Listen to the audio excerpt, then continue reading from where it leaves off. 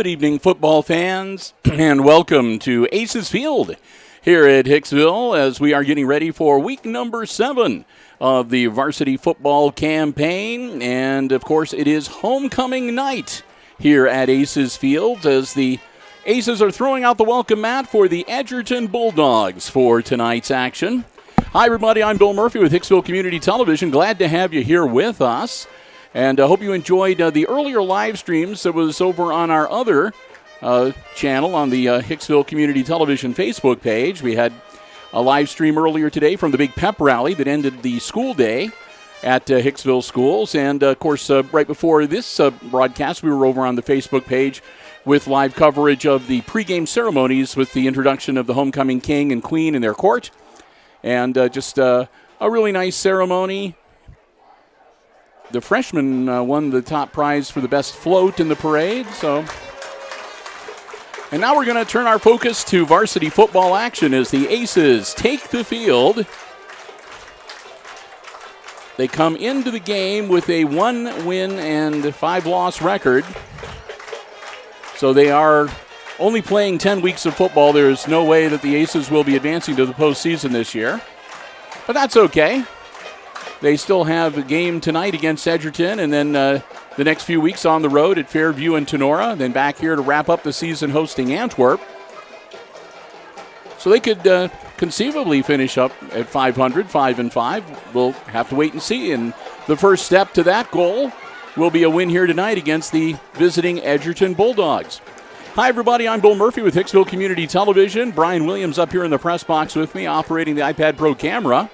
Glad to have you with us as we are getting ready for football action on a Friday night, underwritten by our two HIX-TV Diamond Level sponsors, or I should say Diamond Level supporters. That's the Jim Schmidt family of automotive dealerships right here in Hicksville, Ohio, and our friends at APT Manufacturing Solutions in Hicksville, Ohio. And we'll be talking a little bit more about both of them and thanking them many times throughout the course of our broadcast this evening. But again, we want to thank them so very much for their support of our Aces football broadcast here tonight and throughout the season. Aside from that, it's a really nice night here. It might be a little bit cool as the sun sets, but a good crisp fall evening on this first day of October for football action. The Aces will be kicking off to the Bulldogs to start the game. And we're going to just count our blessings too, Brian, because the forecast is looking like a pretty good chance of rain as we move into the weekend, but we should have nice weather for the football game here tonight. The Edgerton Bulldogs, coached by Brody Flagel, and of course Lucas Smith, the head coach of the Hicksville Aces.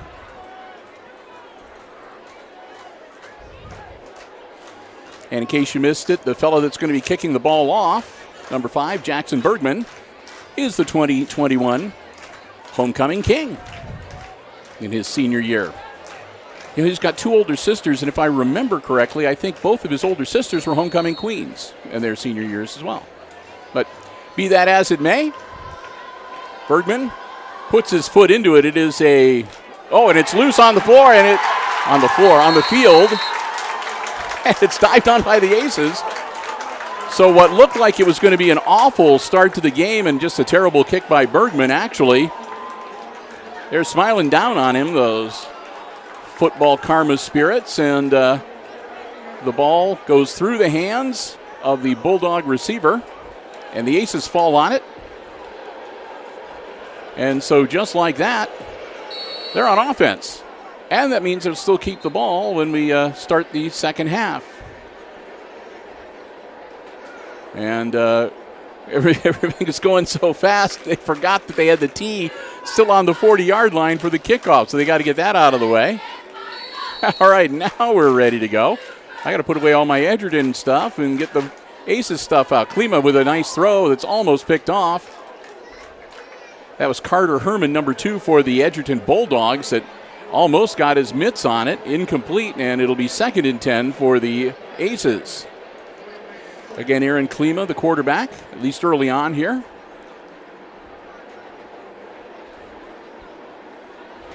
Picks his mouth guard up off the turf, pops it right back into his mouth.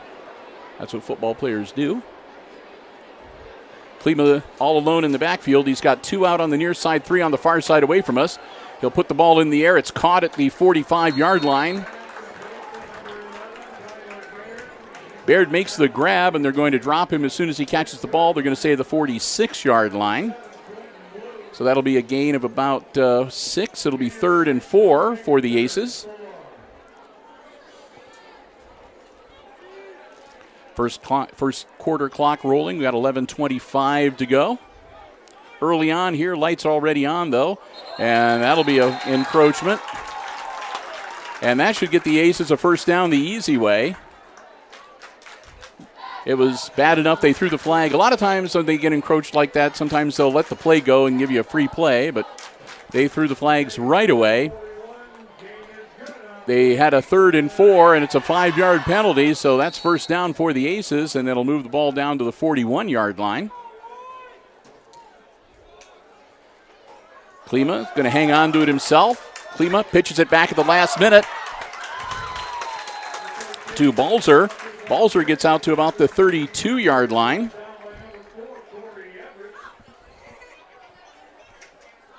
Everett makes a tackle for the Bulldogs. And the Aces pick up some nice yardage, and they'll be faced with a 2nd and a long 2.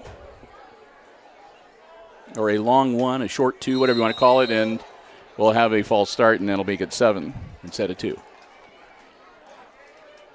Yep, false start on the Aces. It'll back them up 5. So their 2nd and 2 will become a 2nd and 7, as that'll back them up to about the 37, 38-yard line, 37-yard line.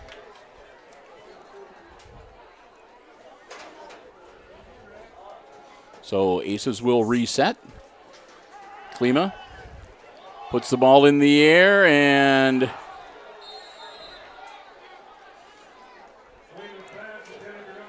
the intended receiver was Balzer, and Balzer either tripped on his own feet or got tangled up a little bit with one of the defenders, but Brody went to the turf, and it's an incomplete pass, and that'll bring up 3rd down.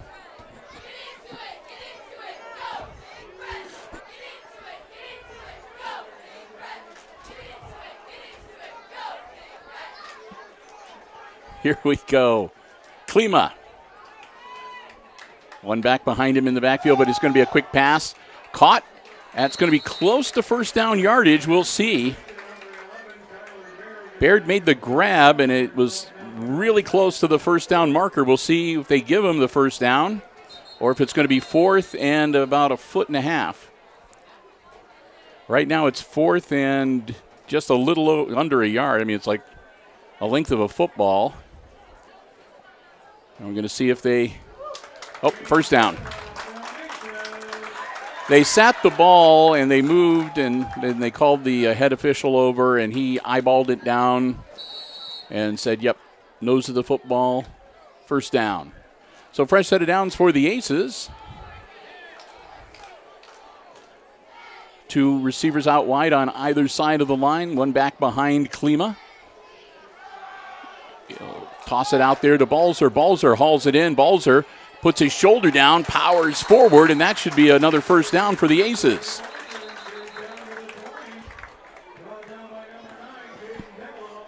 Balzer takes him down to the edge of the red zone, right at the 20-yard line.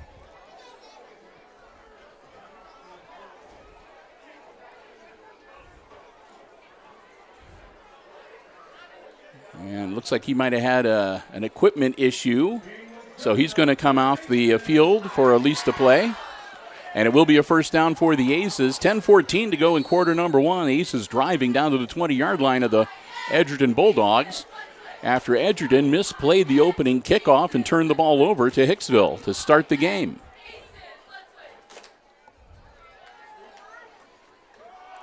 Klima hands it off to Graber. And Graber will pick up a few. Graber's run nets a couple of yards. It'll make it 2nd and 8 for the Aces.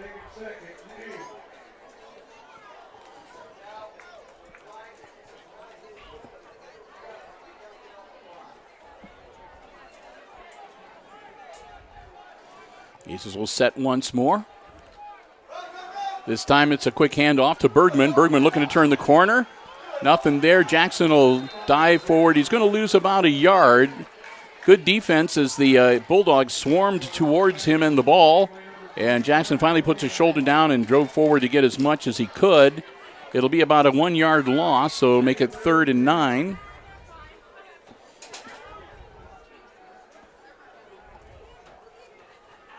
So the Aces inside the red zone, but looking at a long 3rd down here, 3rd and 9. Klima Balzer is the lone back behind Aaron. He'll get the snap. Klima puts the ball in the air. And again, good defense by the Edgerton Bulldogs as they both go after the ball. And it falls to the turf incomplete, so it'll be 4th down.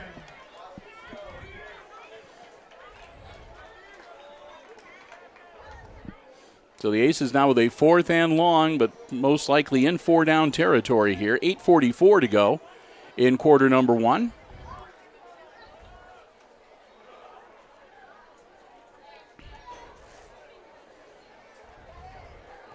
Klima checking the wristband for this play.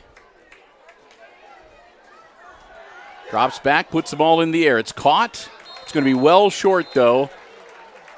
Balzer made the grab, but he was wrapped up and taken to the turf immediately. He gets down to the 15-yard line, but that's going to be about 5 yards shy, so the Aces will turn it over on downs.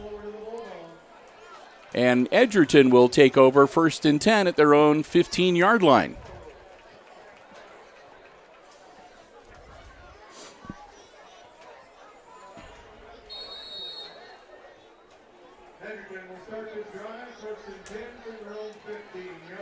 I believe the Edgerton starting quarterback is number 4, Corey Everett. He also works out of the shotgun. He's going to shift a few players around. Rolling out, hanging on to it himself. Everett's out to about the 20-yard line, and he'll get taken to the turf there.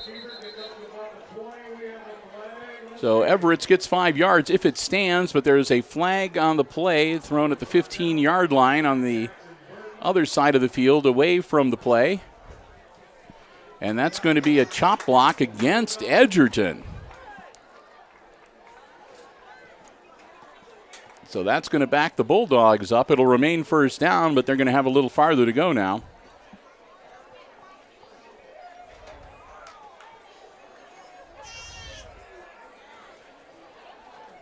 It'll be half the distance to the goal, so they'll put it at about the 7-yard line. So 1st and 17 from the 7-yard line for the Bulldogs.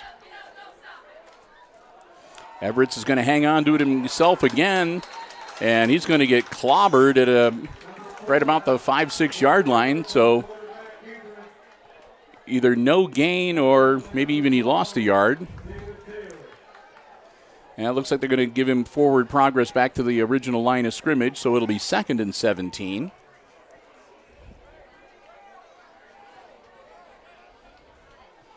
Nice contingent making the short trip. It's only about 12 miles to get to Edgerton from Hicksville, so good crowd here supporting the Bulldogs on the other side of the field tonight.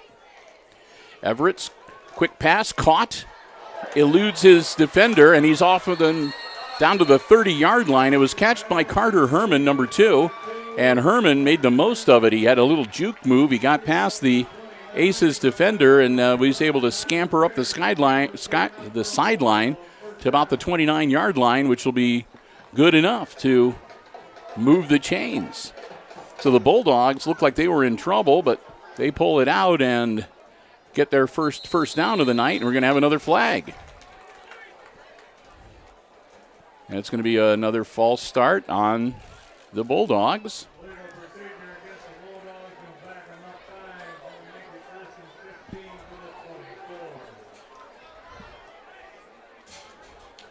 So the procedure call will back him up, and once again, a penalty on 1st down backs him up. So instead of 1st and 10, it's 1st and 15.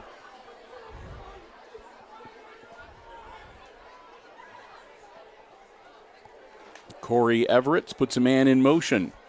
Hands the ball to him. That's number 25, Owen Roth. Roth still on his feet out to about the 30-yard line. Roth falls forward, and they're going to give him to about the 32 when all is said and done. That'll make it 2nd and about 7 for the Bulldogs. 2nd and 8. Yep, ball at the 32-yard line. It'll be 2nd and 8.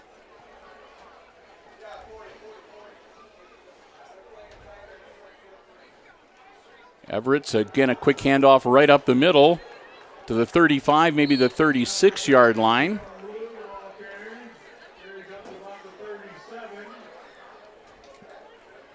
And that was number 7, Quentin Blue, with the carry. But he picks up about 6 to make it 3rd and 2. So a manageable 3rd down for the Edgerton Bulldogs. Still no score here early on first quarter. Just about halfway through our opening 12 minutes. It's going to be a quarterback keeper for Everett. Everett turns the corner, gets a first down. Everett breaks out into the open field. It's a foot race, and they just get him on the far side of the field.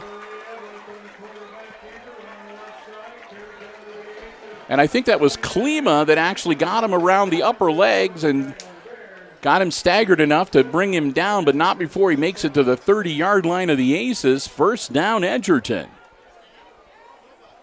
Stayed in bounds, too, so the clock will continue to roll as we near the 6-minute mark and the halfway point of this first quarter.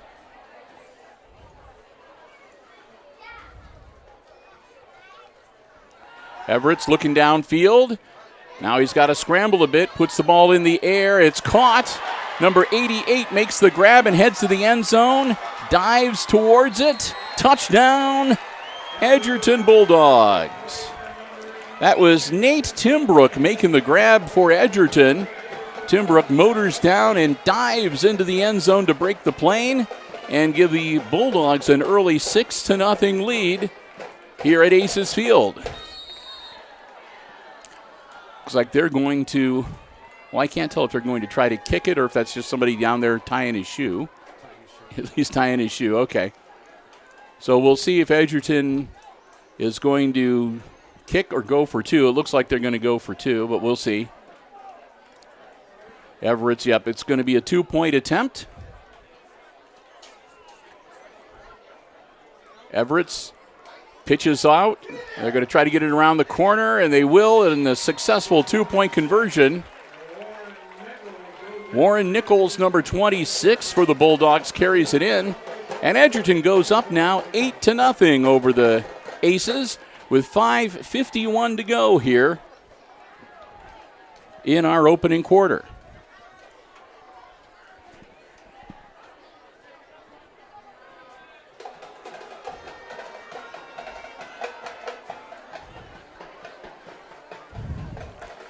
So Hicksville will get ready to get the ball back as Edgerton will kick off for the first time here tonight. And we'll see if the Aces can put together another good offensive showing. They stalled out into the red zone with their first possession. Got down to about the 17-yard line before they turned it over on downs. So we'll get ready for the second act of the Aces offense here tonight.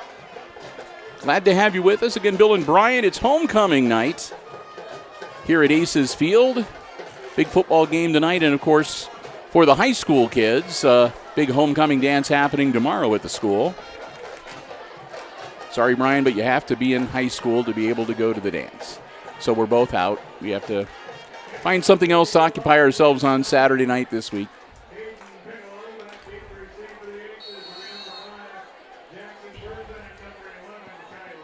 So Bergman and Baird are the deep men for the Aces. And it's a low liner, and it hits one of the down men. And it caroms off of him, but heads up play by the Aces as they fall on the ball at about the 42-yard line. And I think that was number 7 that fell on it, Braxton Heisler. Like I said, I think that the ball caromed off of Taylor, number 12. But yeah, it hit one of the up men.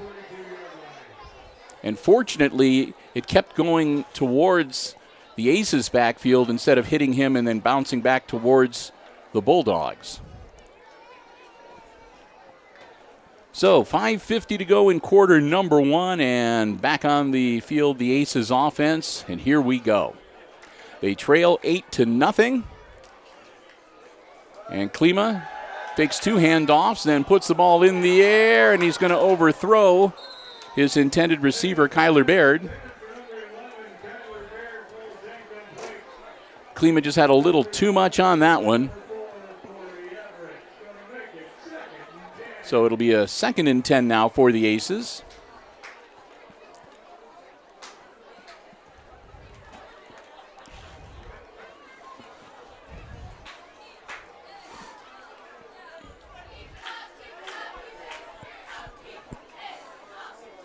So here we go. Take 2.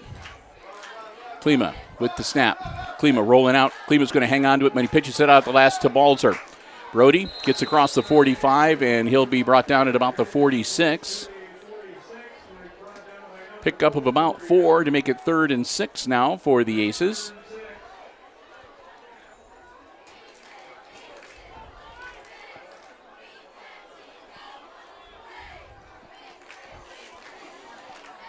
Klima waits for the signal from the sideline, gets it, heads back into the offense.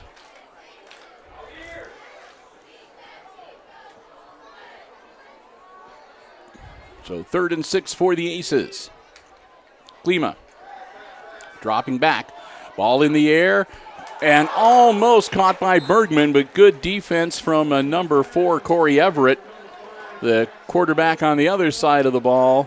And he breaks it up. The ball hits the turf incomplete, and that'll bring up 4th down now for the Aces at their own 46-yard line, a 4th and 6.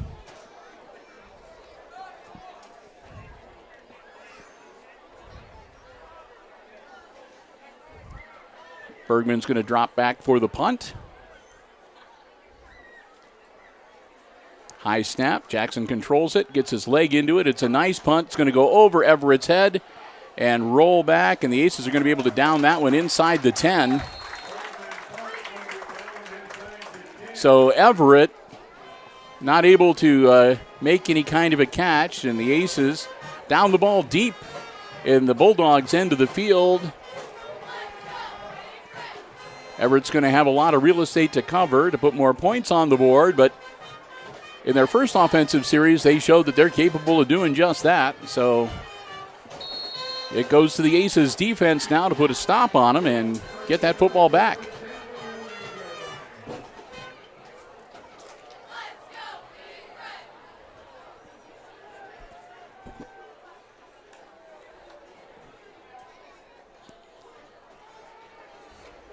Quick handoff, ball carried by number 2, that's Carter Herman. Herman will get him some positive yardage. Out to about the, looks like about the 12-yard line.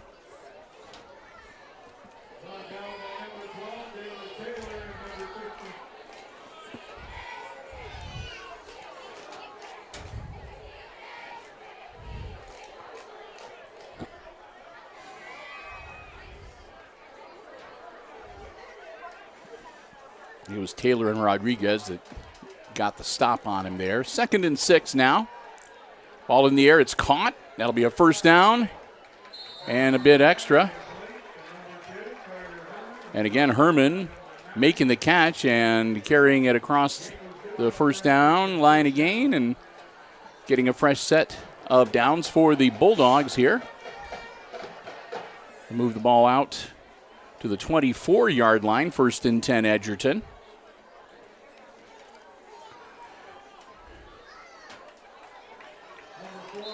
Everett hangs on to the ball himself, and he's going to get maybe to the 25, pick up a yard, make it 2nd and 9.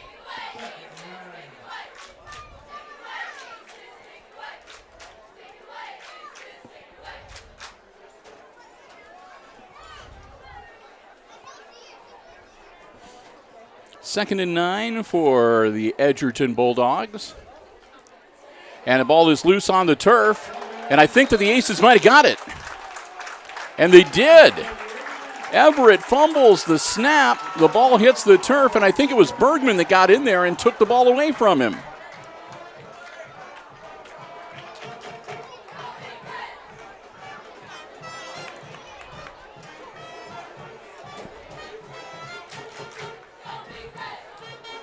But whomever it was, the main thing is the Aces get the ball back, and with great field position, 1st and 10 on the Bulldogs' 20-yard line, 3:08 to go in our opening quarter.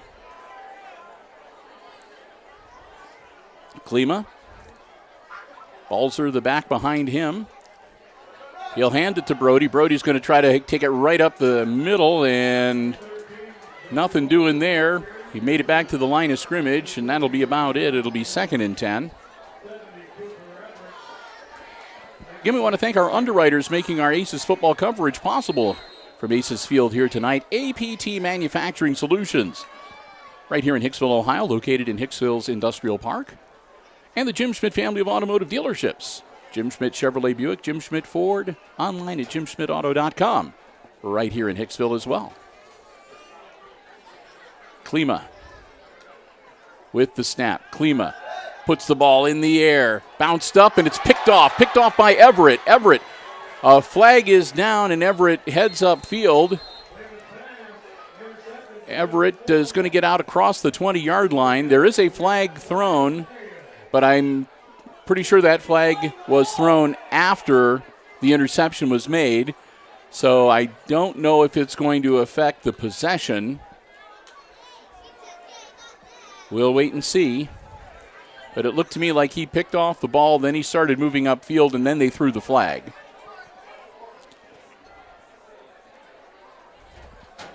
So everybody is waiting to see just what the determination is going to be.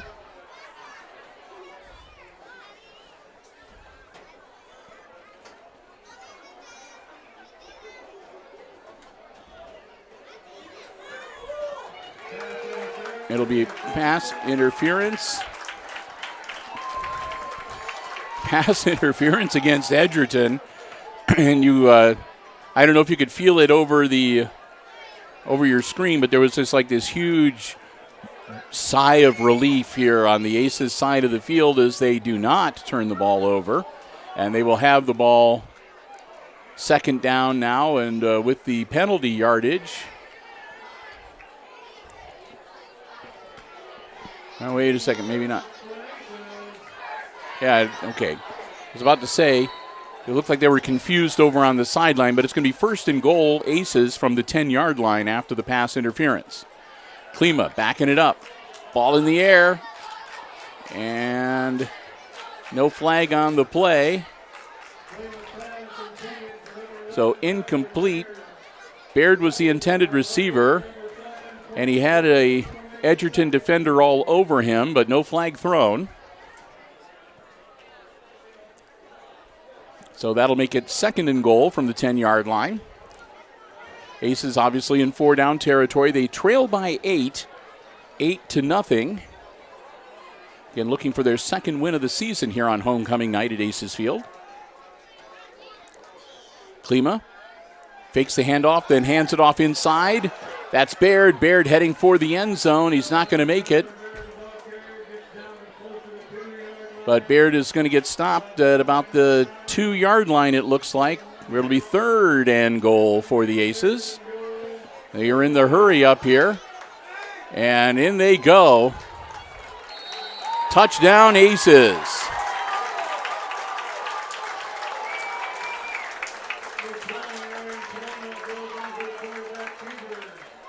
And so Klima hangs on to the ball himself and lets his offensive line open up a hole for him to shoot through.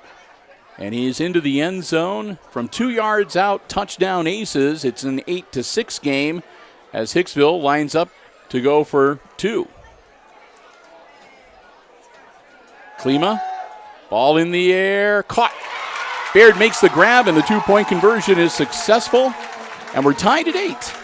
Excuse me. I'm getting all choked up here. So the Aces, after going down 8-0, answer right back. They take advantage of a fumble to snap, recover the football at the Edgerton 20-yard line, and they make it burn as they work their way down into the end zone. Successful 2-point conversion, and just like that, we're tied at 8.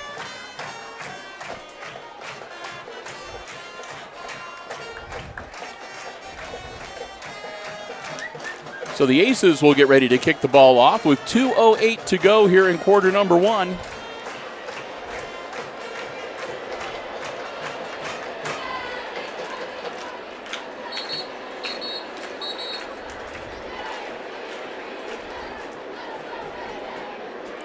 So Edgerton gets themselves set to receive the kickoff.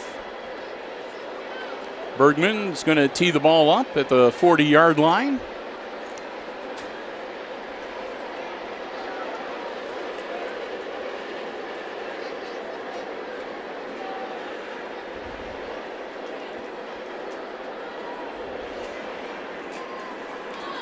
And we'll get ready for the Bulldogs to go back on offense here. Bergman kicks it towards the sideline. It'll go out of bounds. They'll throw the flag at the 33-yard line. And we'll see what the determination is going to be.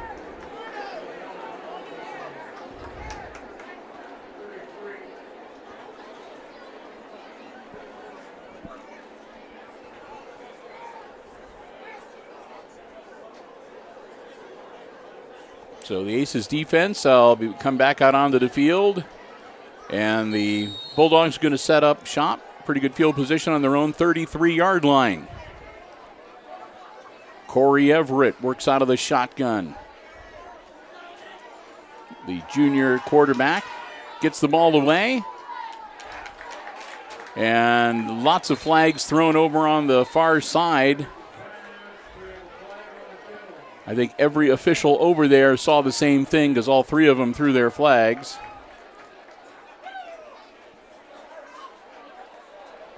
So we'll see what was happening over there.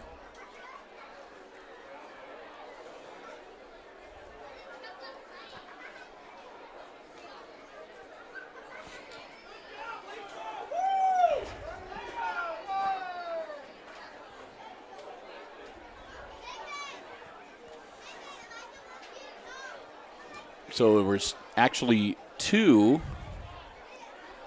And they're both against Edgerton.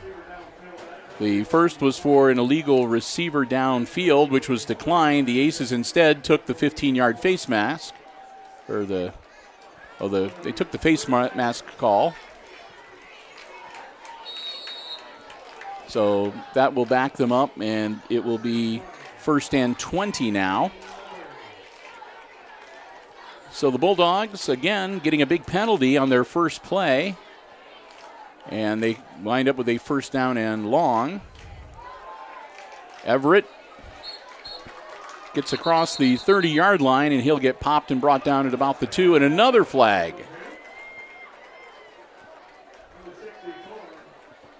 Minute 54 left to go. As all of a sudden we've had a barrage of penalty flags here in the closing minutes of this first quarter.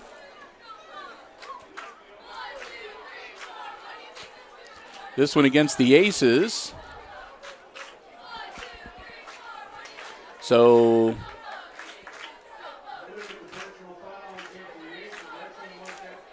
that'll walk off, and that's going to move the ball. So personal foul, and that'll move it up to the 47-yard line.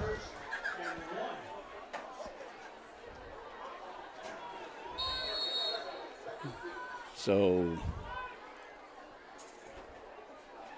Everett puts the ball in the air, caught. That's 1st down yardage, and then dragged down by Caden Steffel. The receiver was Caden Pasillo. That'll keep the clock rolling.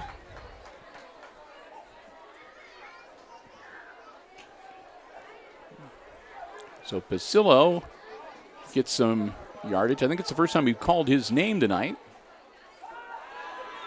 And that's going to be too high, and it'll go through the intended receiver, Carter Herman's hands. And right behind him, the ace defender isn't able to grab it either. So that'll be incomplete. The clock will stop with 1:25 to go in the first, and it'll be 2nd and 10.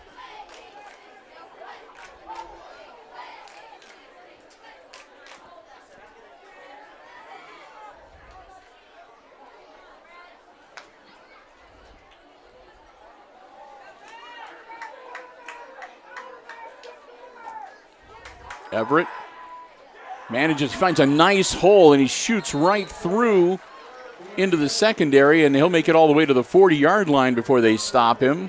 That'll make it 3rd and a yard for the Bulldogs. A great run by Everett, and leaves him with 3rd and short.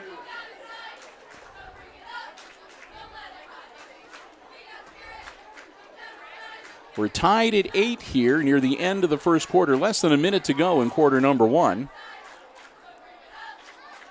Quick handoff. First down yardage, I think.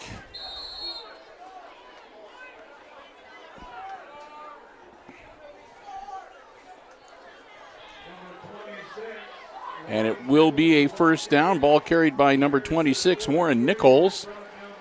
So Nichols gets the Bulldogs a fresh set of downs. Clock rolling, 30 seconds to go here in our opening quarter. We're tied at 8 here at Aces Field between the Bulldogs and the Hicksville Aces. Low snap, but Everett handles it. Launches it, he's got a man open. That's Pasillo. Pasillo into the end zone. Touchdown. Quick strike from the Edgerton Bulldogs, and for the second time in the first 12 minutes, they hit pay dirt and get into the Aces end zone to go up now 14-8 over Hicksville with the conversion attempt pending. Still got 11 seconds to go in our opening quarter, so we're not done yet.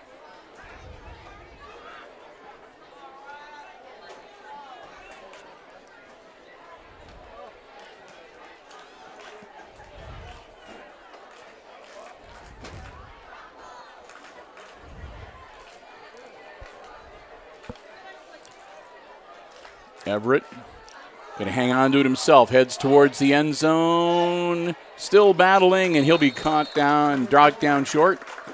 So the 2-point conversion does not succeed the second time around, and the score will remain Edgerton 14 and the Hicksville Aces 8, as Hicksville will get ready to get the ball back on the kickoff coming up here shortly.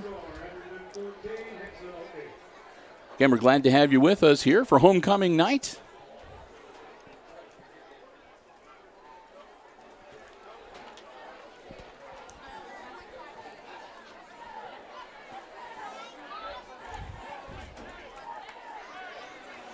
It's been a fun night of football so far, and we still have 3 quarters to go.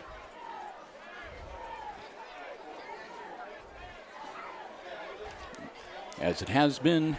It's been kind of a long first quarter here because we've had a lot of penalties. So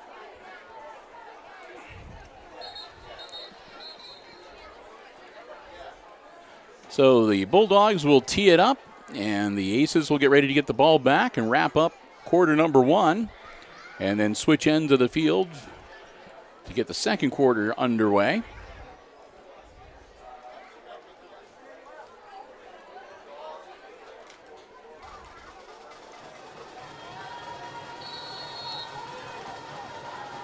So here we go. So far, we've had a lot of excitement on the kickoffs here tonight, too. And that'll be another low roller. And they're just going to fall on it on the 40-yard line. I think that was Balzer that fell on the ball. Indeed it was. So 7 seconds left in the quarter, and the Aces will be able to run one offensive play.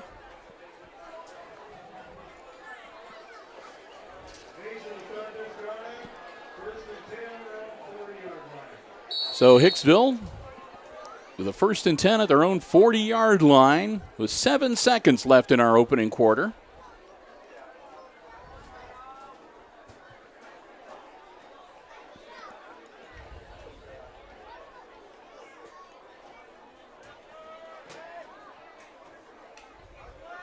Klima hangs on to it himself. Gets past one man. Klima still on his feet. He gets across the 45-yard line out to about the 48. And that'll be the end of the first quarter. So Klima with an 8-yard pickup to make it 2nd and 2 when we resume play here in just about a minute or so. But that's the end of our first quarter here at Aces Field on homecoming night. And after one, it's the visiting Edgerton Bulldogs 14 and the Hicksville Aces 8. Well, as we get ready for second quarter action, we want to take some time to thank one of our underwriters making our coverage possible here this evening. Our diamond level supporter from over in the Hicksville Industrial Park. A big thank you to APT Manufacturing Solutions right here in Hicksville, Ohio. They're our latest diamond level sponsor, and that means that they are with us and giving us underwriting support for all of our Aces Sports broadcasts for the entirety of the 2021-2022 school year. We want to thank them so very much. APT Tools it's just a great place. They do so many things, robotic palleting and powder coating, welding. It's really hard to be able to run down just all the things that they do in about a minute. But you can find out more about what they do and also about the many opportunities they have that you might be interested in to become a part of the APT family. Find out for yourself. Log on to their website and check it out. It's aptmfg.com. Again, aptmfg.com. APT Manufacturing Solutions in Hicksville, Ohio. So proud to have them as our diamond level football underwriter here on HIX-TV. Threw that one into a crowd on the first play of the second quarter. Right in the middle of it was Kyler Baird. He had, number 9, Caden Pasillo, and one of the other players from Edgerton. Can't catch his number. I think it's number 7, Quentin Blue.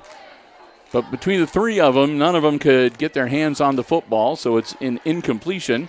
So it'll be 3rd and 2 now for the Aces.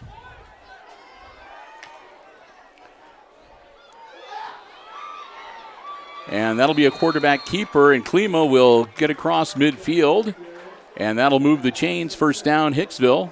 They needed 2, and Klima got them 3. So 49-yard line on the Edgerton side of the midfield stripe. Aces get the ball into Edgerton territory. 1st and 10, here we go.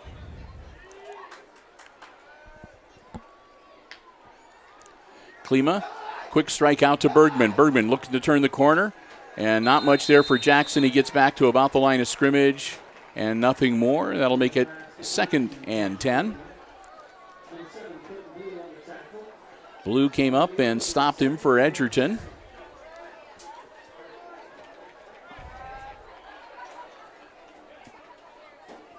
Clock continues to roll. 11 minutes to go before halftime.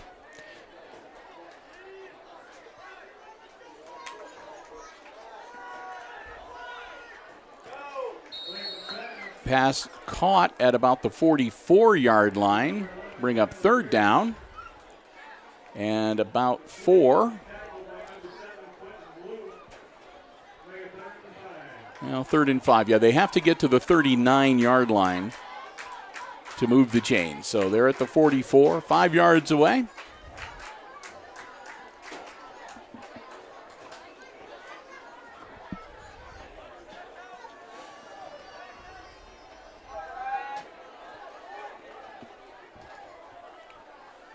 Aces set the offense. Bergman going to take the snap this time.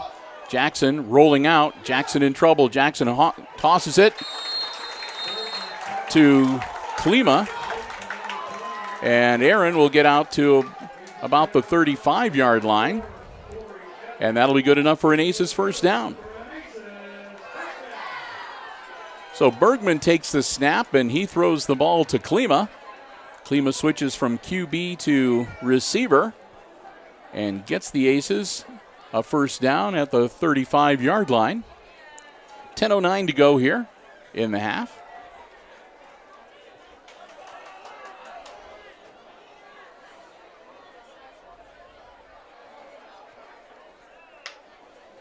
Klima gets the ball in. He's hit as he's thrown, and that's going to be short. Klima took a bit of a shot there just as he was releasing the football. So Bergman, the intended receiver, but he wasn't able to get as much on the ball as I'm sure he would have wanted to. So it sort of floats down and falls incomplete, and that'll make it 2nd and 10 for the Aces.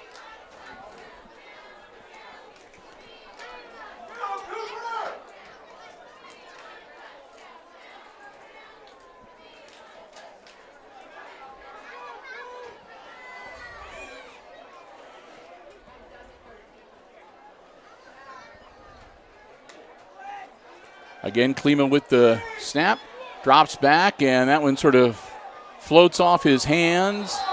And we're going to have a flag on the other side of the field. Baird was running at full steam to try to get to the ball. As, like I said, it looked like it kind of slipped in or rolled off of Klima's hands, and it had a really high parabolic arc. And then they throw the flag on the far side of the field. The flag is laying down at about the 15-yard line. And they're going to pick it up. So whatever infraction, evidently they might have deemed it an uncatchable ball, so there would be no interference. I don't know. But they wave off the flag, and that makes it 3rd and 10 now for the Aces. Again, the ball right at the 35-yard line. 9:54 to go in quarter number 2. Varsity football action here tonight. Quick throw, that's to Balzer. Balzer powers forward, keeps his legs churning. Balzer inside the 30-yard line, down to about the 28.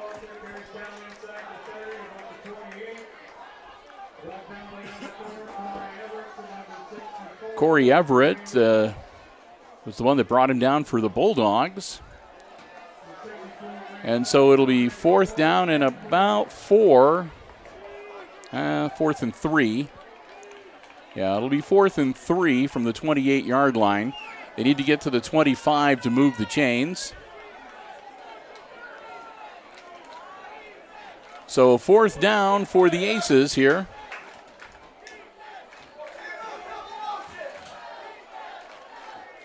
They'll shift a couple guys around, pitch it back, and Balzer's going to be in a world of trouble, and there's just nothing going to happen there. Brody Balzer's going to get tackled for a loss back at about the 32-yard line, and the Aces will turn it over on downs.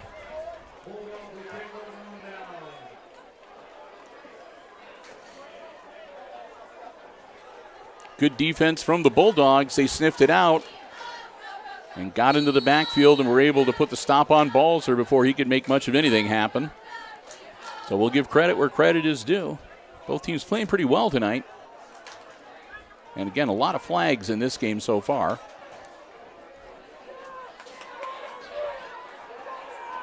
Everett. Quick handoff. That to number 7, Quentin Blue. Blue will get it out to about the 36, 37-yard line. And I'll put it at the 37. That'll be a gain of about 5. So 2nd and 5. Number 50, Mr. Gabriel Rodriguez, stopping him that time for the Aces.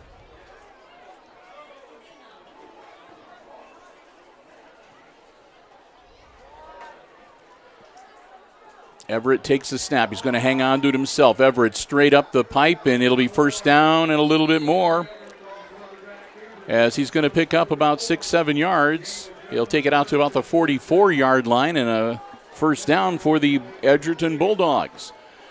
Edgerton leading 14-8 here in the second quarter. Edgerton a touchdown, a 2-point conversion, and then a second touchdown with a failed 2-point attempt for their 14 points.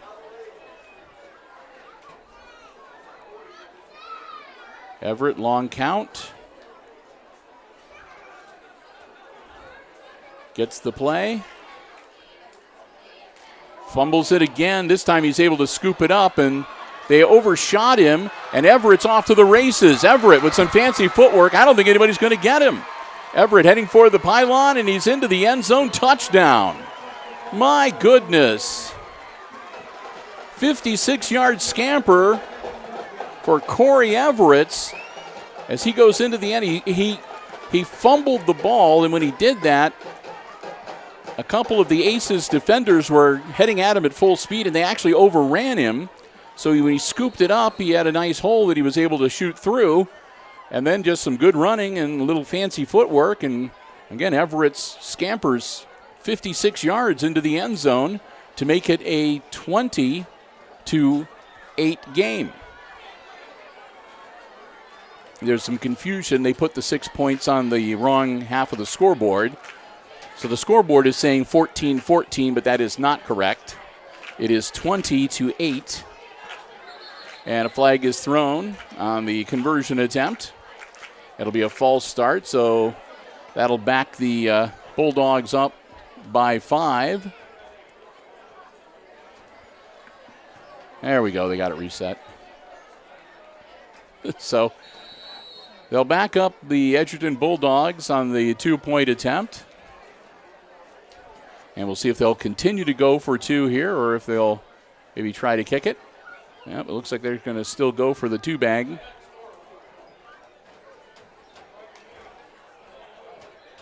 And that's going to be loose on the turf. Everett scoops it up. Everett puts the ball in the air, and it's picked off. This can... Now, if it was the NFL, they could have ran that back. But it's high school, so that was the end of the play. Brian's not happy. Brian was like, oh, man, wanted him to be able to steal that 2 points. So the point after the conversion attempt fails, and the score remains 20-8, with the Aces now down by 12 and 7 minutes, 32 seconds remaining here in our second quarter. Bill and Brian, glad to have you here with us. Aces will get ready to get the ball back. We want to say another thank you, too, to another one of our Diamond Level supporters, the Jim Schmidt family of automotive dealerships in Hicksville, Ohio. Jim Schmidt Chevrolet Buick, Jim Schmidt Ford, and online at jimschmidtauto.com. Remember, if you're in the market for a vehicle, brand new, pre-owned car, truck, van, or SUV, stop by, check out the great selection they have on the lots at the Jim Schmidt family of automotive dealerships, or you can check out the entire dealer inventory online at jimschmidtauto.com. Don't see what you're looking for? Let the folks at Jim Schmidt know. They always do their level best to find you just the car you're interested in and one that'll best suit you and your family's transportation needs. It's all about service before, during, and after the sale at the Jim Schmidt family of automotive dealerships right here in Hicksville, Ohio. Jim Schmidt Chevrolet Buick, Jim Schmidt Ford, and online at jimschmidtauto.com. Low roller, it takes a big hop, and it's caught and down on the 31-yard line. And that was, I think, Camden Walter, number 22, who got the football but went down on his knees, so he wasn't able to advance it. He could have probably got about 10 yards, but it's not as easy as it's when we're up here. It looks a lot easier, but when you're down on the field, it's not as easy to catch one of those balls when it's hopping around like that and be able to maintain your balance.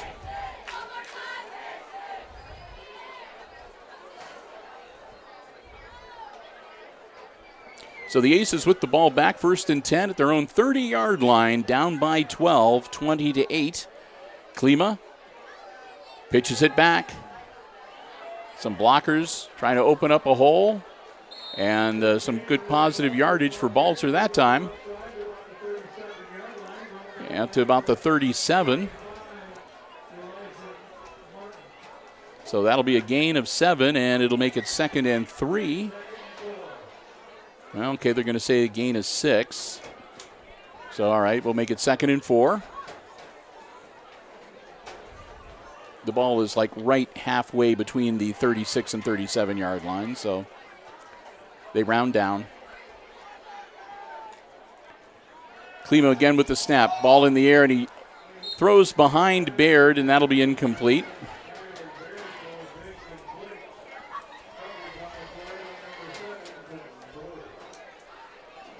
.6:44 to go now, and a 3rd and 4 for the Aces.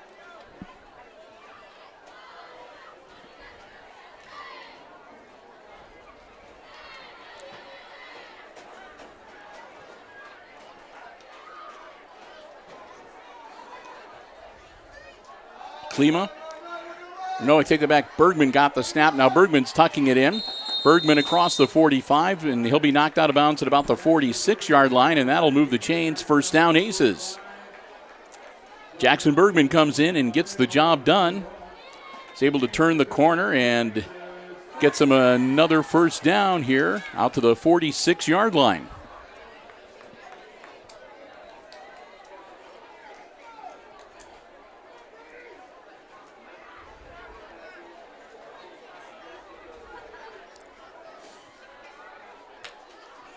Snap, and ball in the air, caught, and trying to get around the corner into positive yardage. He does. Balzer makes the grab and gets across midfield. He'll take it down to the Edgerton 48-yard line. Pickup of about 6 to make it 2nd and 4.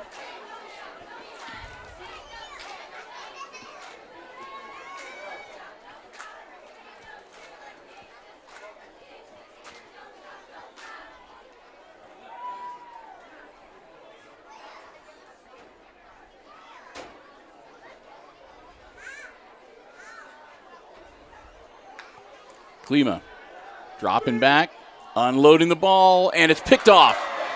Picked off, and this could be trouble. Still on his feet to the 25-yard line. Number 9 makes the grab again. Caden Pacillo. Piccolo is how they pronounce it, okay. So I apologize to Caden and his family for mispronouncing his name during the 1st quarter. So Piccolo, Caden Piccolo, with the pick and a return out to down to the 25-yard line. Bergman, the intended receiver, and again the Aces down by 12, can't afford to turn the ball over. Unfortunately, though, that's just what happened. And here come the Bulldogs looking to make the turnover burn a little bit. Everett rolls out, looks downfield, and he gets taken down by Bergman. Bergman drops him way back at about the 34-yard line. Well, they're going to put the ball down at the 30. I thought he was farther back than that when he got taken to the turf. But I'm not a guy in a striped shirt, so. 5:40 and the clock rolling. 2nd and 15 now for the Bulldogs.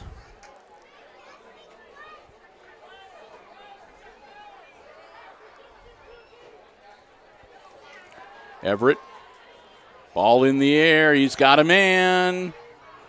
And it's off his hands and incomplete in the end zone.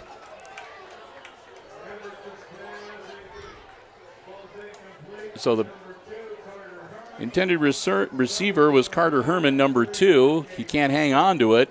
It's an incomplete pass, and it'll be 3rd down and 15 now, as the ball remains on the 30-yard line. And Brian puts on his sweatshirt. Starting to get a little chilly. Everett, straight up the gut. Finds a hole, bounces off, changes direction, goes laterally. He's pursued, and again, it's Bergman that takes him down at about the 26-yard line. That'll be a pickup of 4, and that'll bring up 4th down and about 11 yards to go. 5 minutes exactly. So decision time on the Edgerton Bulldogs side of the field. What's Coach Brody Flagel going to decide to do? Is it 4-down territory? I think it is.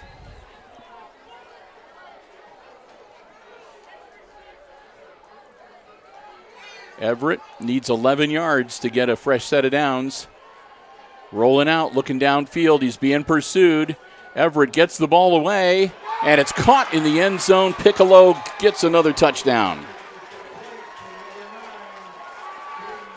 Caden Piccolo in the end zone again to make it 26-8.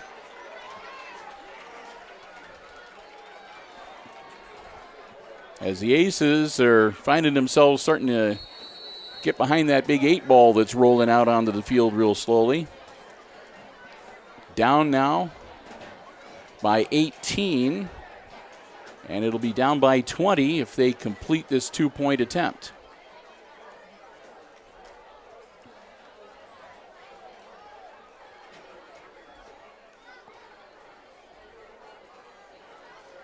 Everett, man open, and dropped in the end zone. He hit him in the worst place you can hit a ball, a receiver, right in the hands. And that was Nate Timbrook, who is going to be banging his head against the wall later tonight over missing that one. Like I said, right off his hands. So the score remains the same. It's still not a good one, though, for you Aces fans out there.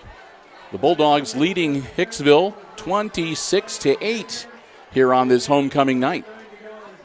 And we'll get ready for the kickoff. And the Aces go back on offense. 4:28 to go until halftime. At halftime, we'll have entertainment on the field. I think the Edgerton Bulldog Marching Band is here, and the Aces Pride as well. And as always, when that happens, we will disconnect the sports headsets and turn on the field mics. I'll go next door and do a little talking too, and we'll let you enjoy the halftime entertainment. Brian can take a nap in the corner.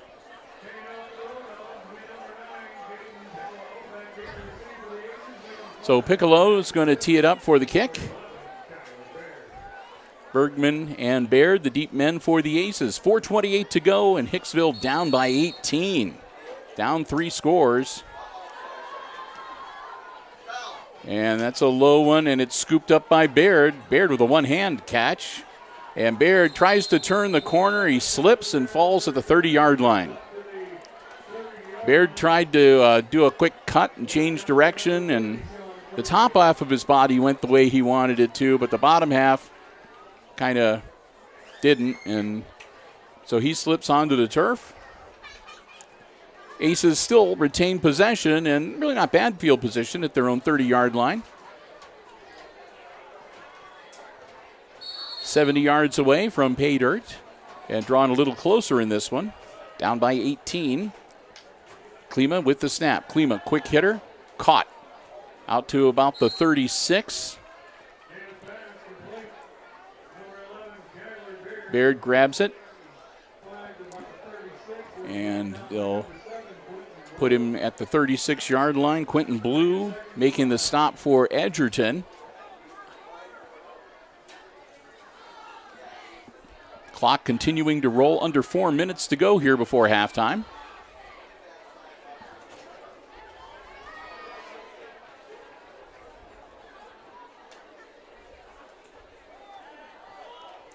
Another catch, and this could be problems. A good, strong run from Baird. He's just barely almost got by the 2 defenders, which was Piccolo and Herman. But he's still able to power it across midfield and down inside the 40-yard line. Baird takes the ball all the way down to the 38. Well, they're going to actually say the 37. It's like halfway between. But good enough. 1st and 10 Aces, 3:19 and the clock rolling. Klima sets his offense. Checks his back behind him. Klima dropping back. Ball in the air. Bergman not able to hang on to it. That was Everett that was right there. And again, if the ball had been a little higher, Jackson could have maybe taken advantage of his height to be able to snatch that from above the defender's grasp, but the way the ball came down, it was pretty much sort of up for grabs. And the play broken up, result in incompletion. It'll be 2nd and 10. 3:06 to go before halftime. Bulldogs leading 26-8. Klima dropping back again. Puts the ball in the air, and it's going to get picked off again. This time it's number 3, Isaiah Fry. Fry intercepts the Klima pass. And another turnover. Aces to the Bulldogs here tonight. And when you're behind and you're trying to work your way back into a game, the last thing that you want to do is cough up the football.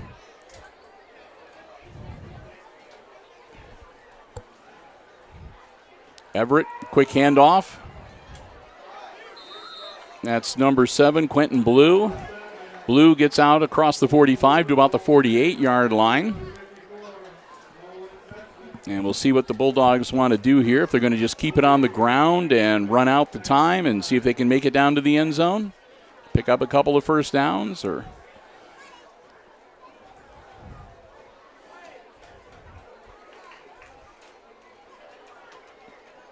again a snap. Everett hangs on to it himself. Everett across midfield to about the 49-yard line.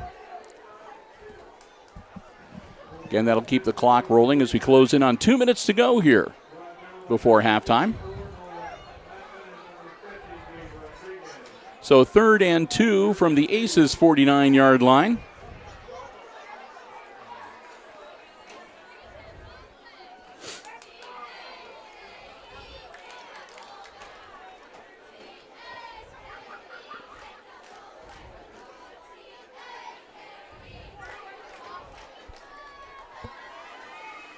Quick handoff, and that'll be first down yardage and more.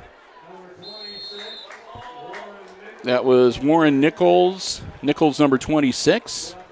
With the carry, gets down to the 43-yard line, which is the last thing the Aces wanted to have happen, a first down. So Aces defense unable to get the 3 and out to get the ball back, and it's a fresh set of downs for the Bulldogs. Everett split backs behind him.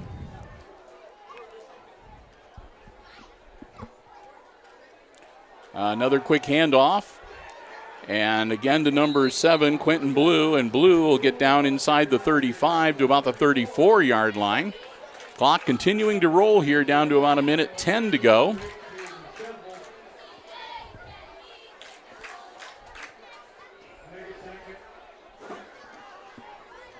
Neither team has taken a timeout here in the first half. And we're under a minute now. Everett, ball in the air, caught. Caught at the 35, down to the 30. Carter Herman, looks like he took it down to about the 29, and Herman is hurt. Herman is down on the turf, and it looked like it might have been a problem with one of his legs. So an injury timeout with 46 seconds to go before halftime as Carter Herman takes to the turf after getting a first down for the Bulldogs. And if you're just joining us, a quick recap. Right now we're 46 seconds away from halftime here at Aces Field. It's week number 7 of the varsity campaign. The Bulldogs visiting tonight are leading the Aces by 18. 26-8, our score. As the Aces have been plagued by unfortunate turnovers here in the first half tonight. It's homecoming. So on the bright side, we had a really nice homecoming celebration before the game, part of the pregame, where they introduced the king and queen and their court for 2021. Number 5, Jackson Bergman, this year's homecoming queen, and Miss Bland is the homecoming queen. Sydney Bland. There are like 2 or 3 Bland girls. I had to stop and think. Morgan is her older sister. Anyway. But congratulations to Sydney Bland, the 2021 Homecoming Queen, and Jackson Bergman, the 2021 Homecoming King here at Hicksville. And they're helping him off the field, and it does look like it's looks like an ankle, doesn't it, Brian? He's not putting any weight on his right leg as they take him off. So ankle or the knee, but I think it was the ankle. I think he was sort of clutching at his ankle when he went down. So we'll get ready to get back into action here. It'll be Bulldogs ball. It'll be 1st and 10 on the 34-yard line. And as they start to take the field, the Bulldogs call a timeout. So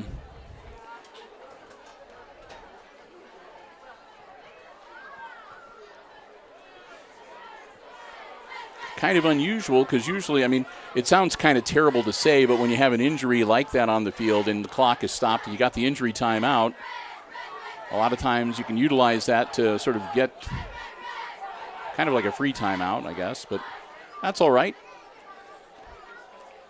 Concern for the player and keeping to the spirit of things and wanting to talk things over here. Like I said, they got 43 seconds. They're up by 18. A touchdown would put them up by 24. And a successful two-point conversion would put them up by 26. And they'd be getting really close to that 30-point differential that institutes the running clock in the second half. So that might be something that they're thinking about. Or they might just want to be, you know, they've got one injury right now. They might want to just make sure that they wrap up this half. They can go into the locker room with an 18-point lead. We'll see what happens. Everett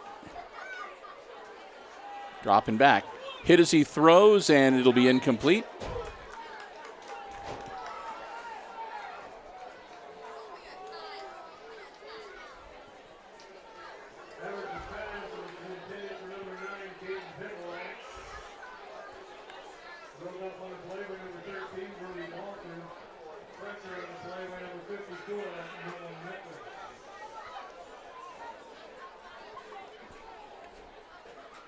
So we'll come back up to the line of scrimmage. 2nd and 10, 39 seconds left in the half. Everett rolling out. Everett being pursued, and again he'll throw it away. This time off the hands and incomplete. It was Riley Kohler.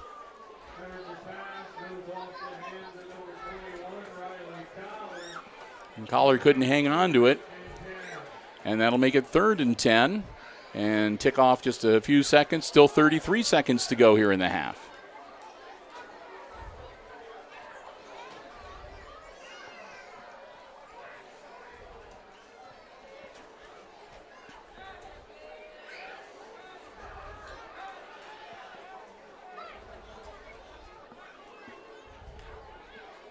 Corey Everett gets the snap. Everett hangs on to it himself. Everett's nice hole, and he'll power down inside the 15-yard line.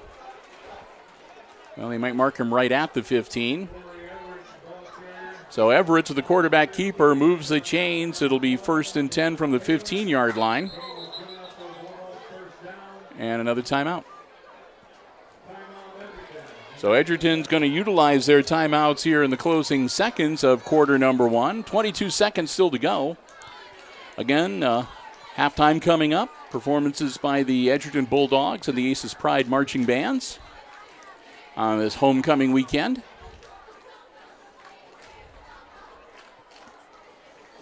Brian and I will take a bit of a break, but of course we'll be back to bring you all the exciting second half action as well.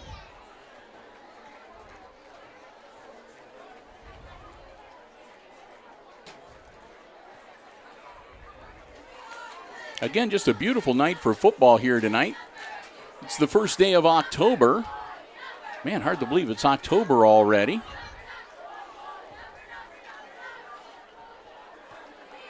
And after tonight, just 3 more weeks left in the regular season for high school football.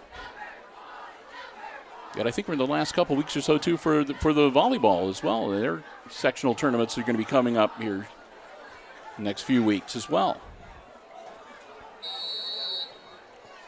All right, Everett gets the snap. Dropping back, pursued by Bergman. Everett's rolling out, looking downfield. He'll head for the sideline and step out of bounds after picking up maybe a yard. So Everett's will get him a couple yards. It'll be second and about 8.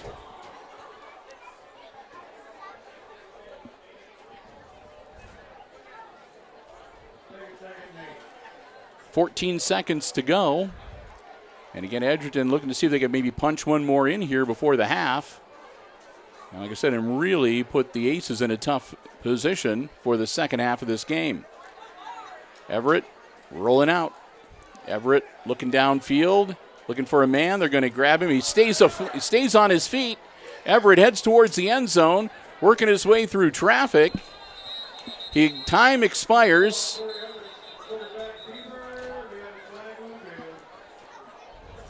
And a flag on the field, however, so we may not be done yet. It's all zeros on the scoreboard. So time has expired, but we'll see what the penalty does.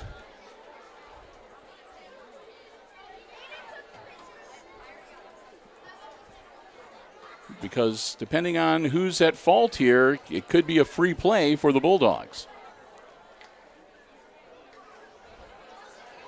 And it's against them. It's declined, and that'll be the end of the half. So looked like it was a face mask against Edgerton, and the Aces declined that. And that will be the end of the first half.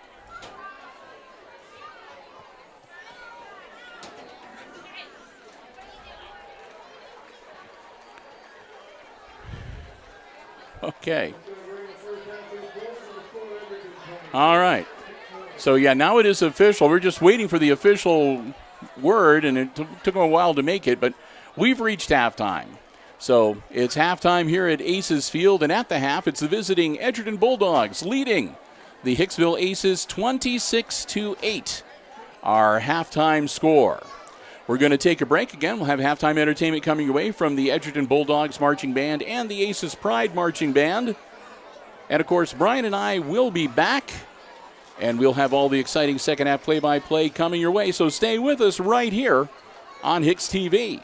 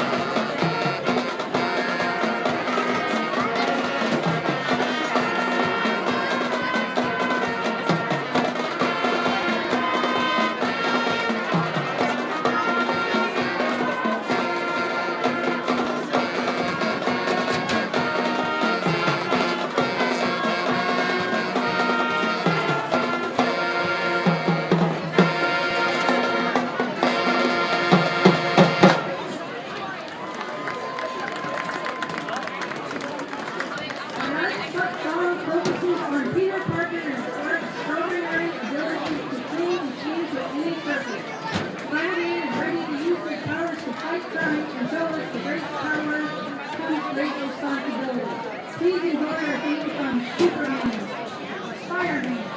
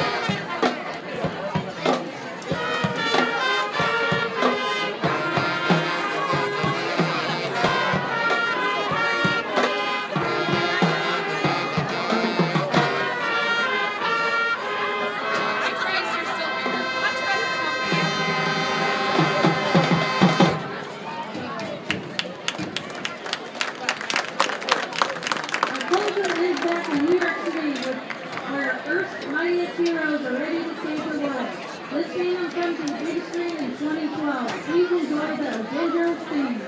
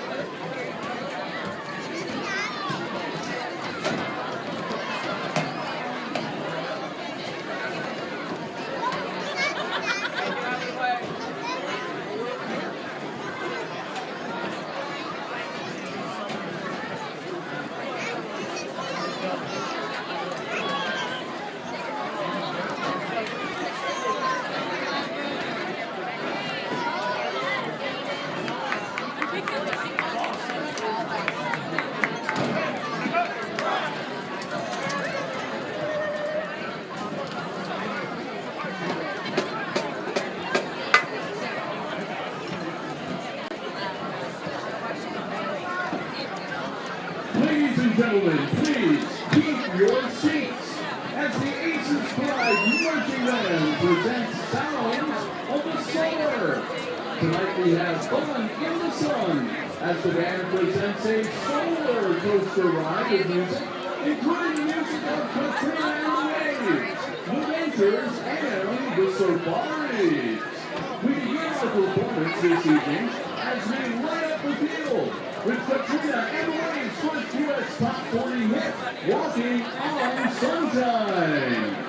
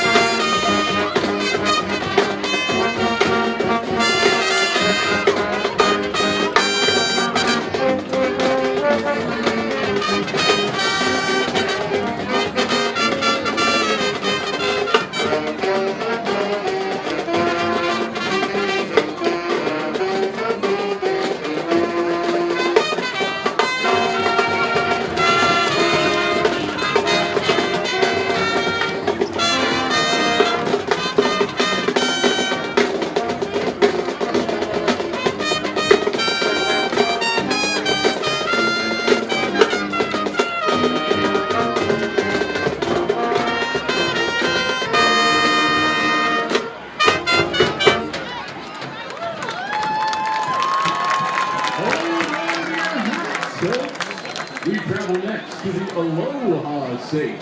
Opponents won't last long against the Aces. It's all sun and games until they call in Captain Steve McGarrett and Hawaii 5-0. Book 'em, Aces!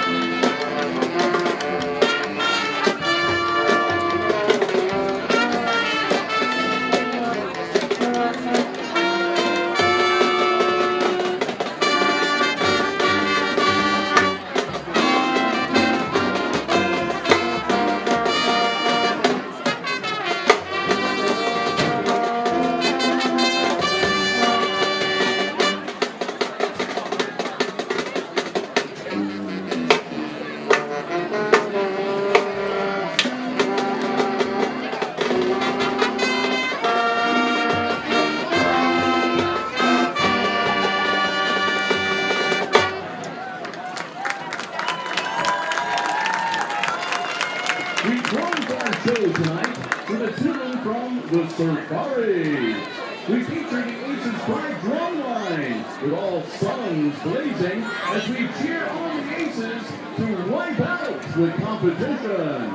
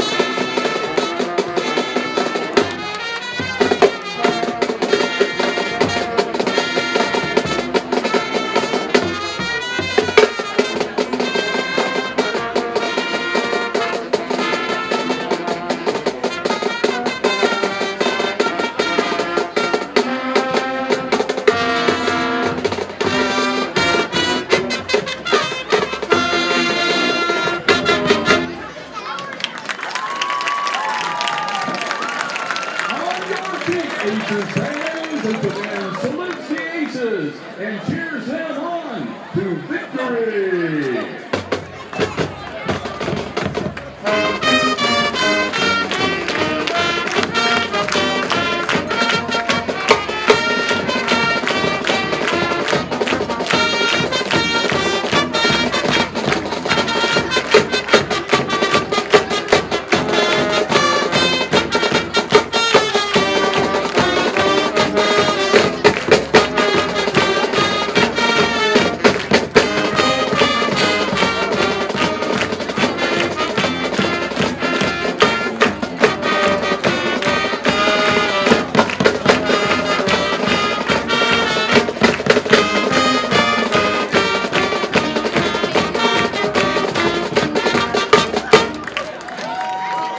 Thank you, Aces Pride Marching Band. The band is under the direction of Mr. Zach Kohlmeyer.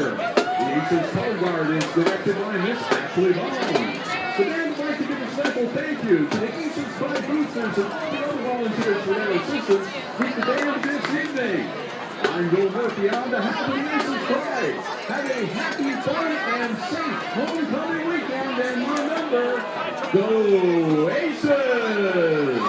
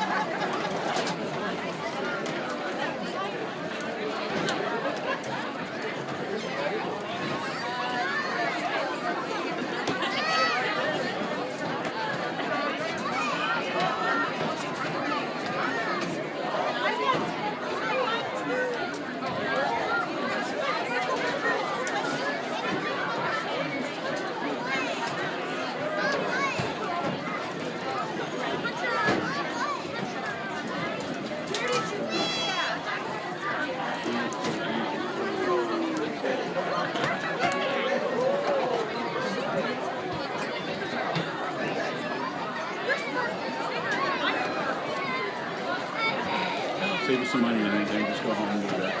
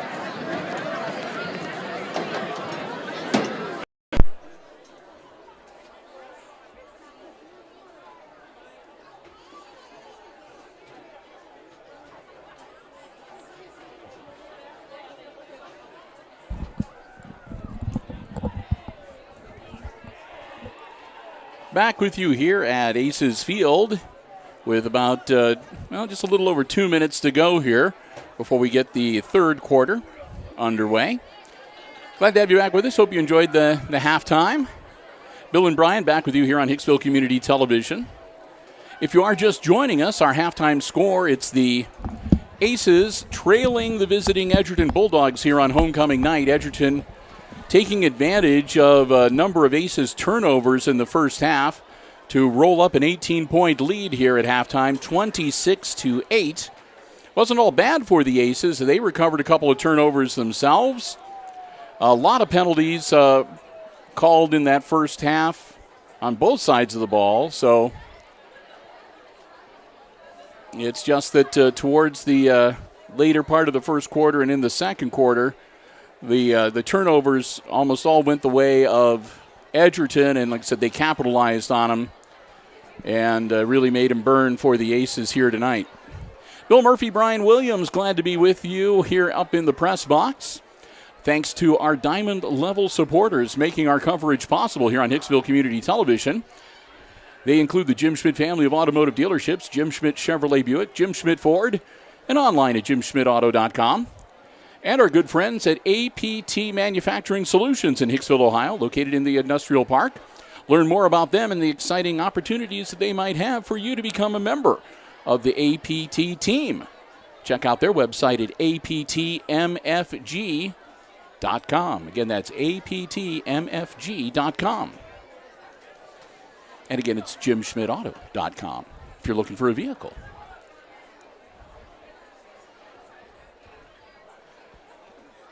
Glad to have you with us. Again, it's been a beautiful night for football. The Aces should be receiving the second half kick. They're going to confirm that as Everett's from the Bulldogs and Baird for the Aces head out to midfield here.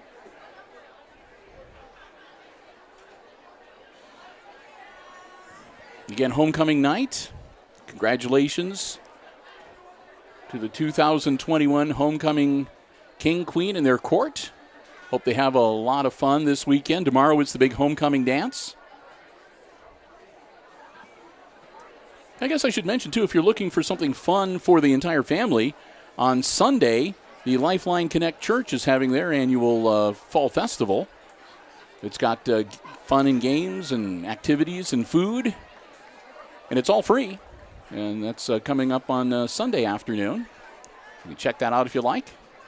And next weekend, on Friday and Saturday, I believe it's the annual Johnson Memorial Library book sale.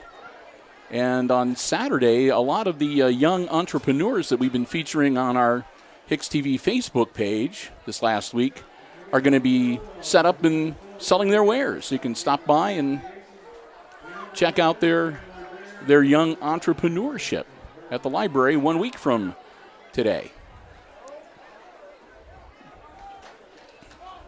12 minutes on the clock, and again, the Edgerton is going to be kicking it off to the Aces. Their kicker is, for this time around, is going to be number 4, Corey Everett. Everett and number 9, Piccolo, have been sort of exchanging duties. Everett puts it on the turf, and it's going to be oh my goodness. The first play of the first half, the kickoff, Bergman had kind of a fluffed kick, and it bounced off one of the Edgerton receivers, and the Aces recovered it to take over right away in the first half. And here to start the second half, it's the other way around as the Bulldogs capitalize on the onside kick and get the ball back right away. They lead by 18, 26-8. Everett works out of the shotgun. Snap, straight up the pipe. Everett's going to get some positive yardage and be brought down at about the 42-yard line. It looks like pickup of 3 to make it about 2nd and 7.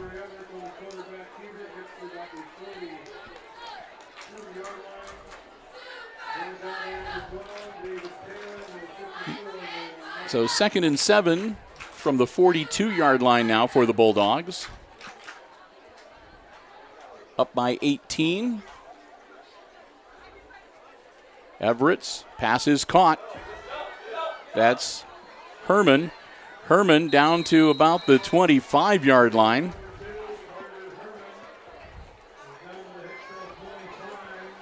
That'll move the chains, no doubt about it, and another first down for the Bulldogs here tonight.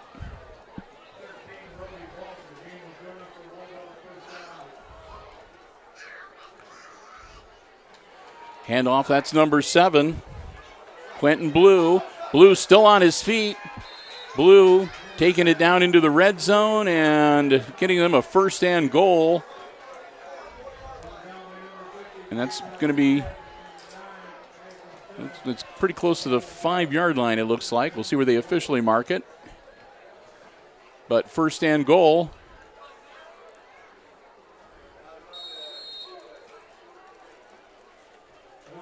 Number 7 with the carry. Quentin Blue one more time. Make it 2nd and goal. And they're saying the ball still on the 5-yard line. And timeout, Hicksville Aces. Something looks like they might have somebody that's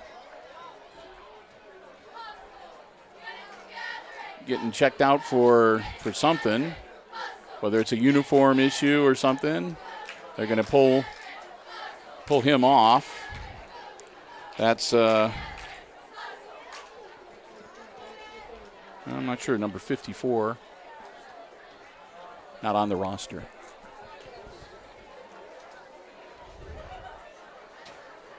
I thought we had all those filled in. Oh. Just our luck, it's the one that we missed. So, again, the Aces really cannot afford to give up another score here. The ball is just inside the 5-yard line on the 4-yard line. It's 2nd and goal. If they get it into the end zone, it'll be a 24-point lead, I think. Up by 18, yep. And I think that's Piccolo with the carry into the end zone. Touchdown, Bulldogs. That'll make it 32-8. 2-point conversion here will make it 34-8, and that'll only be 4 points away from putting the Aces really behind the 8 ball with a running clock against them here in the second half. So Hicksville needs to get the ball back and get some points on the board to stave that off. Everett puts a man in motion, hangs onto the ball himself, and he'll be in standing up. Successful 2-point conversion will make it 34-8. Nope, there's a flag on the field.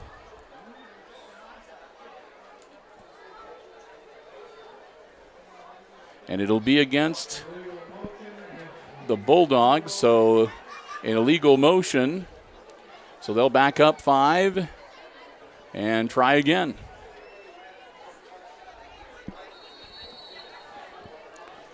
That'll put the ball out at the 7-yard line.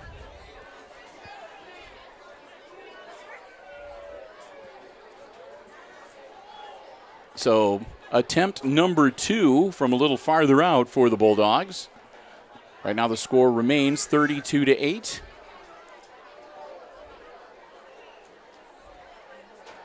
Everett's looking to throw it now. He's got a man. It's over his head and incomplete.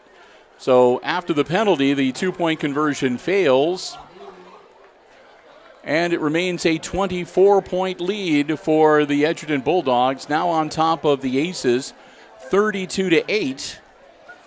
And if Edgerton gets one more unanswered touchdown, it'll be 38-8, and that'll be the running clock working against the Aces here in the second half. 10:25 to go. Bill and Brian, glad to have you here with us. Not the kind of outing we'd hoped for homecoming night here at Aces Field. Coming off a nice win against Paulding last week. We were hoping that the Aces would be able to put another one into the win column here tonight. And I'm not saying that that's not possible, but they've got a pretty steep uphill climb to get to that point here tonight.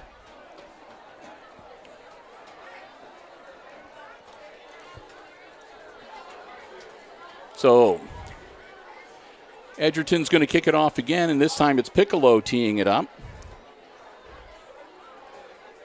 10:25 to go, and hopefully the Aces will be able to hang on to the ball this time. And it'll be another roller, and it's going to go past and out of bounds. And so Bergman not able to scoop it up, and it'll roll out of bounds at the 25-yard line, and that's where the Aces will set up shop 1st and 10.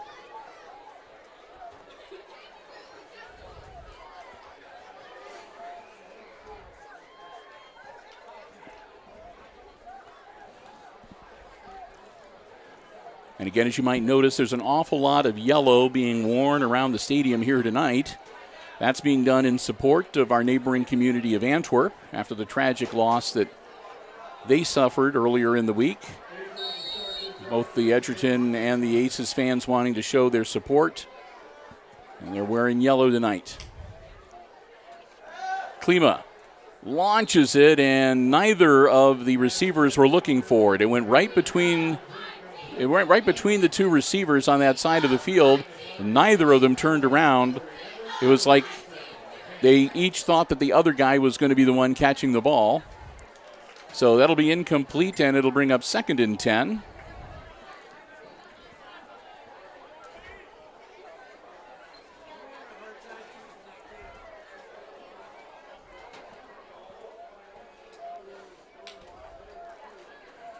Klima dropping back to throw again. He's airing it out. He's got a man. It's caught, and that's going to be 6 points for the Aces. Baird turns on the Jets into the end zone. Touchdown. So the Aces strike back.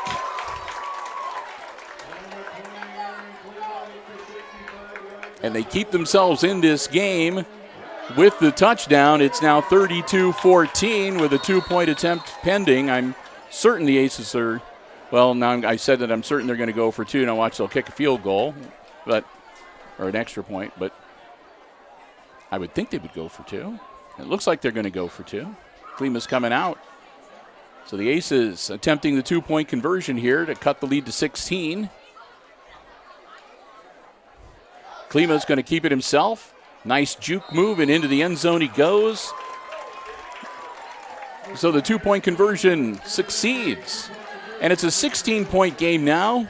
Aces still trail, but only by 2 scores, 32-16, with 10 minutes and 10 seconds still to go here in our third quarter.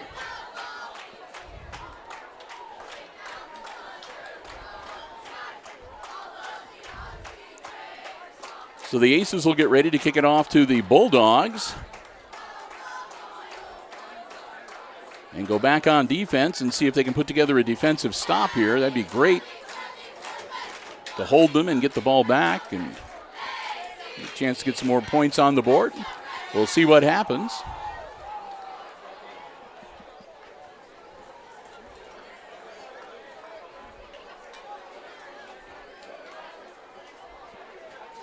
Break huddle and come back out onto the field. And Bergman's going to tee it up for the Aces.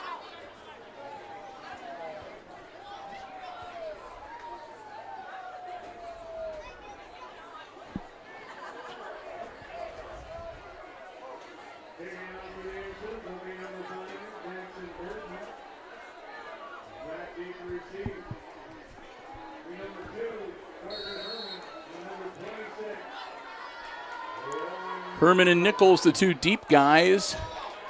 And that's just not a good kick at all. Bergman was trying to give it one of those little love tap type kicks that it would just barely roll 10 yards and he was going to run right alongside it, and as soon as it got across midfield, fall on it.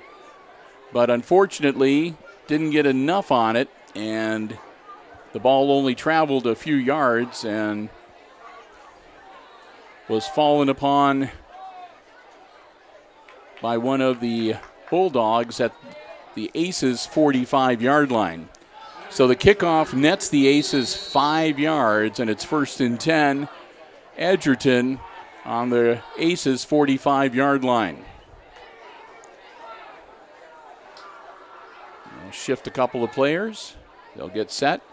Everett hangs on to it himself. Everett straight ahead, not much there. He'll get back to the line of scrimmage. It'll be 2nd and 10. Clock will continue to roll now. Under 10 minutes to go here in our third quarter.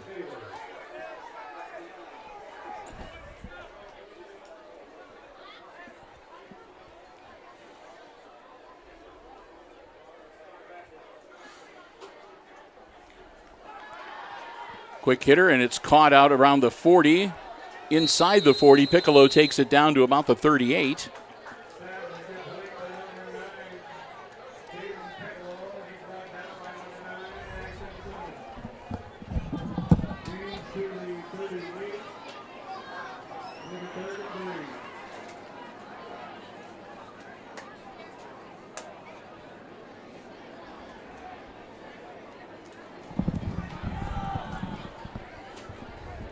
Another carry down to about the 35-yard line.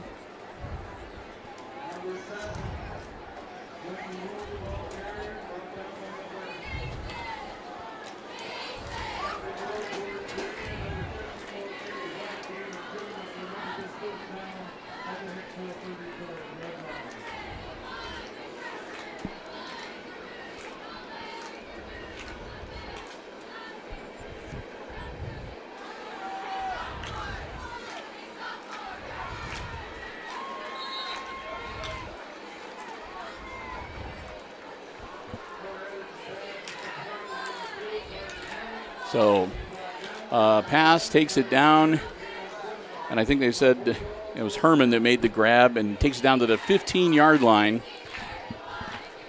for another first down with just under 9 minutes to go, 8:55 and counting. Everett hangs on to it himself. Everett's a little shake and bake move. Everett's got a wide open field, and nobody's going to stop him. Corey goes into the end zone. Touchdown, Edgerton, to make it 38-16.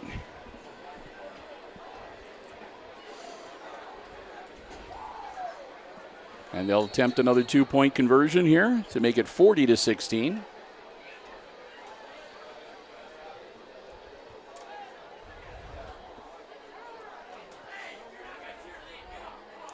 And they're setting up for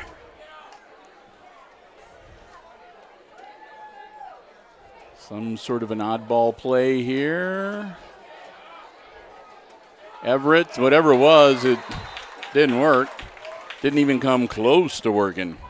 I don't know what they were going to try to do there, but Everett was all out there on his own, and the Aces were able to dial him in, and they take him down. So the 2-point conversion fails, and the score remains 38-16, a 22-point lead for the Bulldogs, as the Aces will get ready to get the ball back. Clock stops, 8:43 to go. Again, we want to say thank you to one of our Diamond level supporters making our coverage possible here from Aces Field tonight, APT Manufacturing Solutions of Hicksville, located in Hicksville's Industrial Park. Hey, if you are looking for the start of a career, if you're looking to maybe start up a second career, you want to improve some of the skills you already have, you might be surprised at the opportunities that they have for you at APT Manufacturing Solutions in Hicksville. You can find out more and find out how you can maybe become a part of the APT family by logging on. Go to their website, aptmfg.com. Again, aptmfg.com. I want to thank them for their diamond-level support of our Aces Sports broadcasts here on HIX-TV. Low rolling kick, and the Aces will fall on it right at about the 30-yard line on the far side of the field. And so Hicksville gets the ball back and in pretty decent field position. 1st and 10 at their own 30-yard line.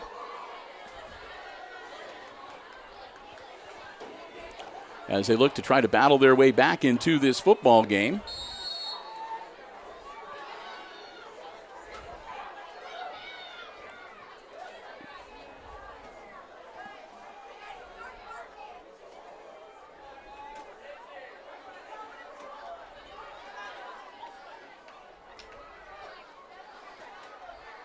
Quick handoff.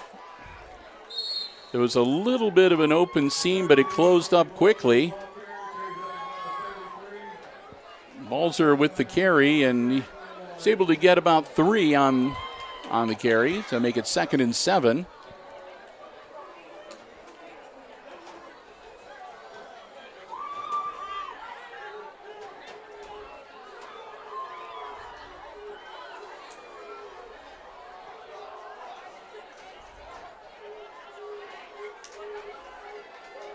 Klima pitches it back to Bergman.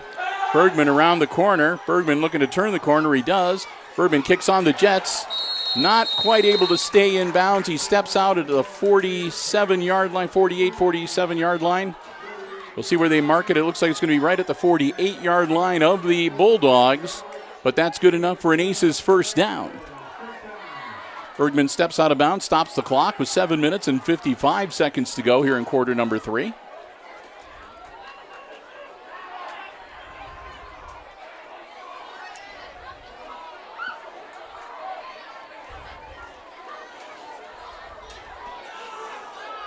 Oh, they're tossing the footballs, the little footballs. Okay. I saw these little white things flying around. And just about back to the line of scrimmage. Might give him a yard. They will make it 2nd and 9.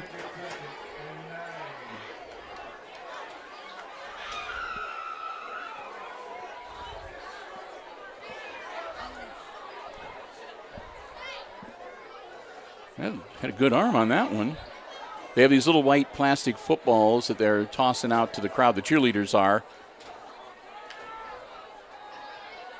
Klima puts the ball in the air, and it's almost intercepted. It was off the hands of Piccolo. The intended receiver was also number 9, Ashton Settle.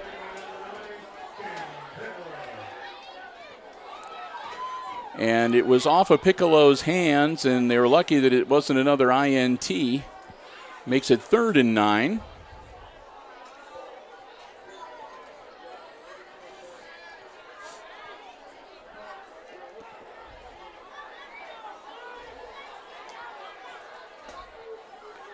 Bergman with the snap now. Jackson puts the ball in the air. It's caught by Klima. Klima hauls it in, hangs on to it. He gets popped, but they'll bring him down at the close to the 23-yard line, but a flag on the play at the 40. So we'll see what that is.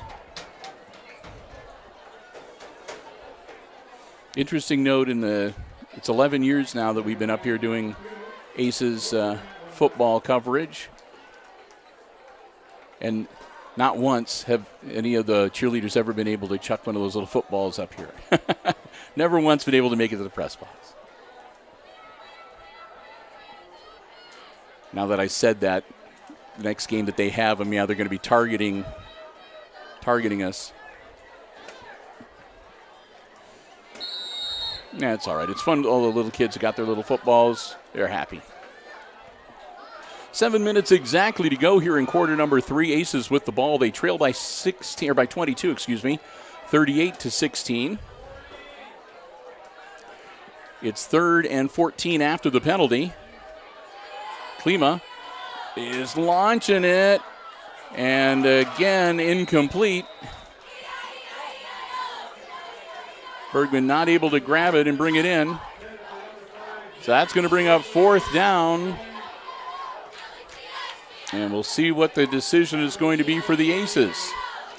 Ball is resting on their side of the field at their own 48-yard line, but they're down by 22 in the 3rd quarter. So we'll see what the decision is on this 4th down play.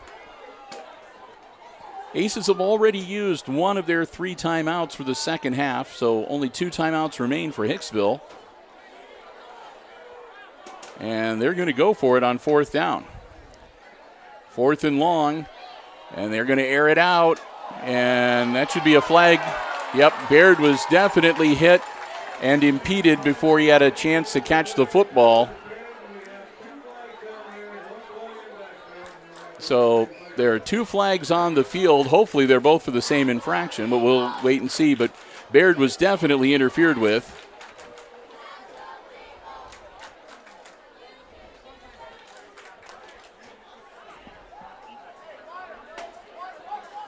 And they're coming over to talk with Coach Lucas Smith. So there might be 2 separate infractions, and they're going to give him the option.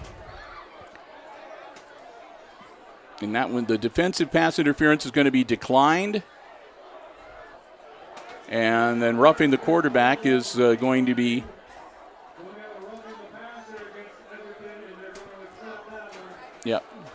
So they'll decline the pass interference and instead go with the personal foul roughing the passer, which will move the Aces up and give them an automatic 1st down.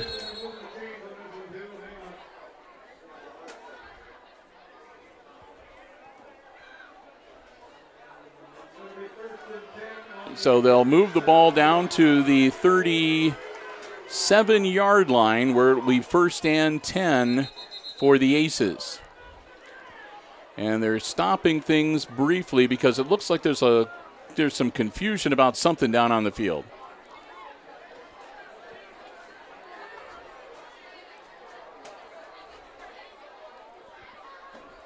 I'm not sure whether there was some confusion with the markers or the chain gang down on the far side of the field. I mean, they still have it as 4th and 14 on the scoreboard, but they've got it on the 37-yard line. And now they're coming over to talk with Coach Smith.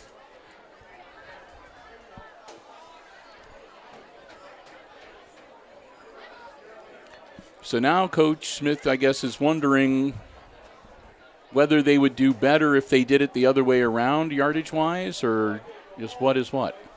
Now they've got Jeff Haught, the athletic director, involved in the conversation.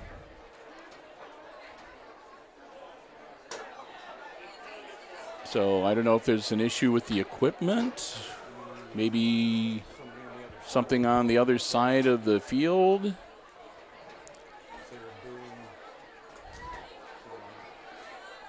So Mr. Overmeyer, the other athletic director, down there as well, but evidently they've got it figured out now.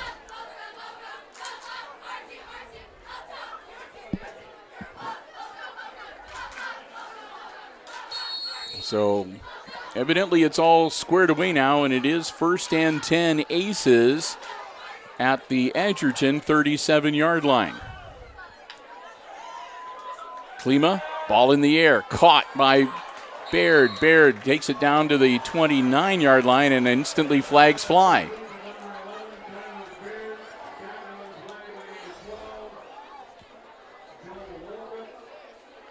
So Baird had close to 1st down yardage, and then flags fly again.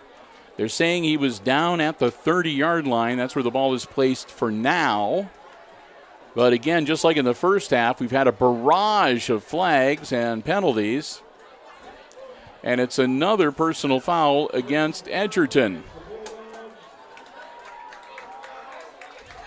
And they'll back him up again.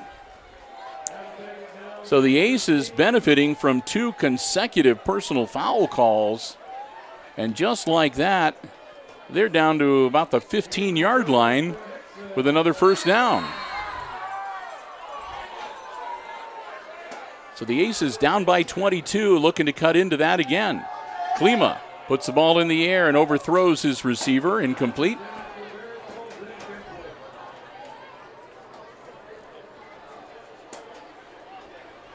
.6:17 to go, so just about halfway through this third quarter. 38-16, the Bulldogs with the lead. Aces with the ball. It'll be 2nd and 10 on the Edgerton 15-yard line, looking to cut into that deficit.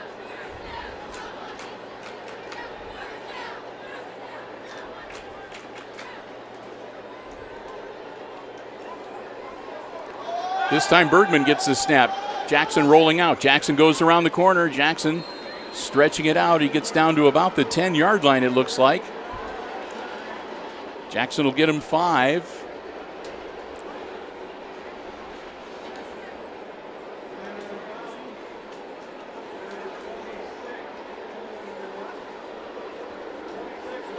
No, actually, they got down to the 5-yard line. I apologize. So that's a 1st and goal for the Aces. So Hicksville knocking on the door once again. Klima hands it off to Bergman. Bergman running it out, trying to cut upfield. He dives toward the end zone, and he'll be brought up just short. So Jackson Bergman gets him a little closer, but still a yard away from adding 6 more to the score. Quick snap, and Klima lowers his shoulder and powers in. Touchdown, Hicksville. So the Aces come back and answer the Edgerton score with one of their own, and they cut the margin back to 16, 38-22. And they can make it a 14-point game with a successful 2-point conversion here. So again, the Aces battle back and make it a 2-score game.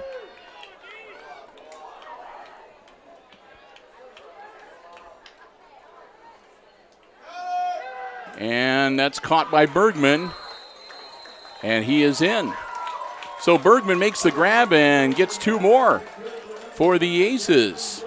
As again, they cut into that deficit a little bit more. It's a 14-point game now. Bulldogs still have the lead, but now only by 14 points, 38-24. 5:43 left to go here in quarter number 3. You're watching Aces Varsity football action. It's coming to you live right here on Hicksville Community Television. Glad to have you with us, Bill and Brian. Hope you're enjoying the coverage tonight on this homecoming Friday. Again, the kids looking forward to the big homecoming dance tomorrow.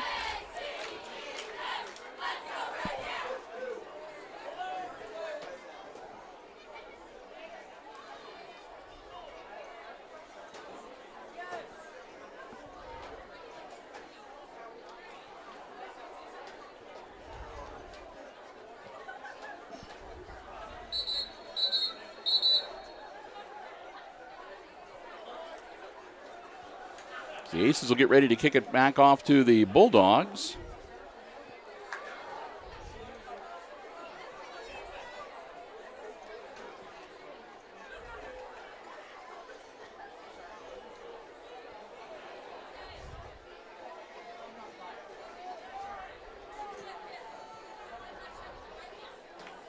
Bergman teeing it up.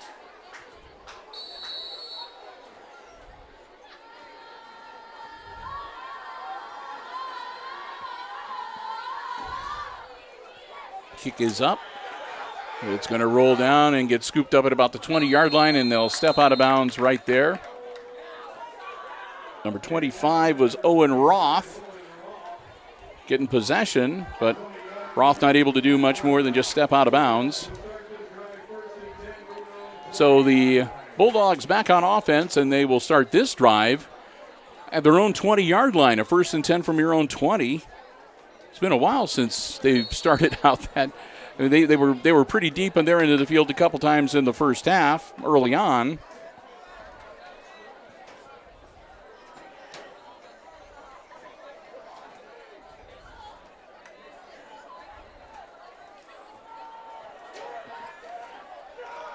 First play, not much there. Might have picked up a couple. We'll see where they mark it. Everett's held on to it himself. And they'll give him a yard. Make it 2nd and 9.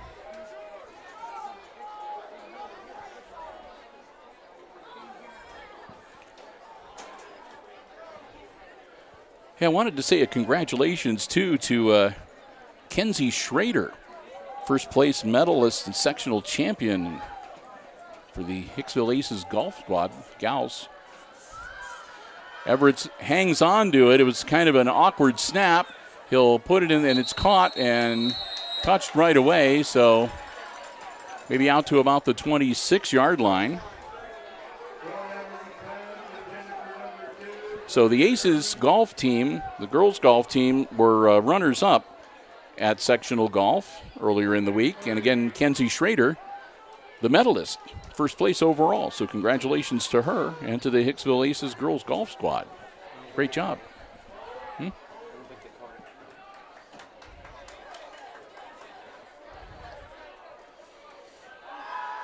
Everett hangs on to it himself and then throws it after he rolls out. It's going to be up for grabs, and I think he held on to it. Piccolo. I wasn't sure whether Piccolo was going to be able to maintain possession, but he does. So Caden Piccolo hangs on to it and moves the ball all the way down to the 45-yard line of the Aces. 1st and 10 Edgerton. 4:35 and the clock rolling here in this third quarter.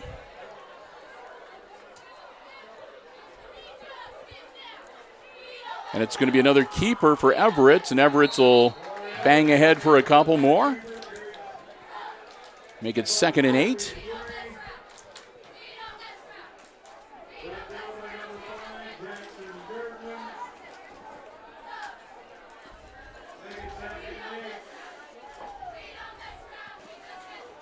So the Bulldogs doing pretty much exactly what they want to do at this point of the game, which is keep the ball moving and keep the clock rolling. Piccolo makes another grab. They'll keep him in bounds. He'll get down to about the 39-yard line.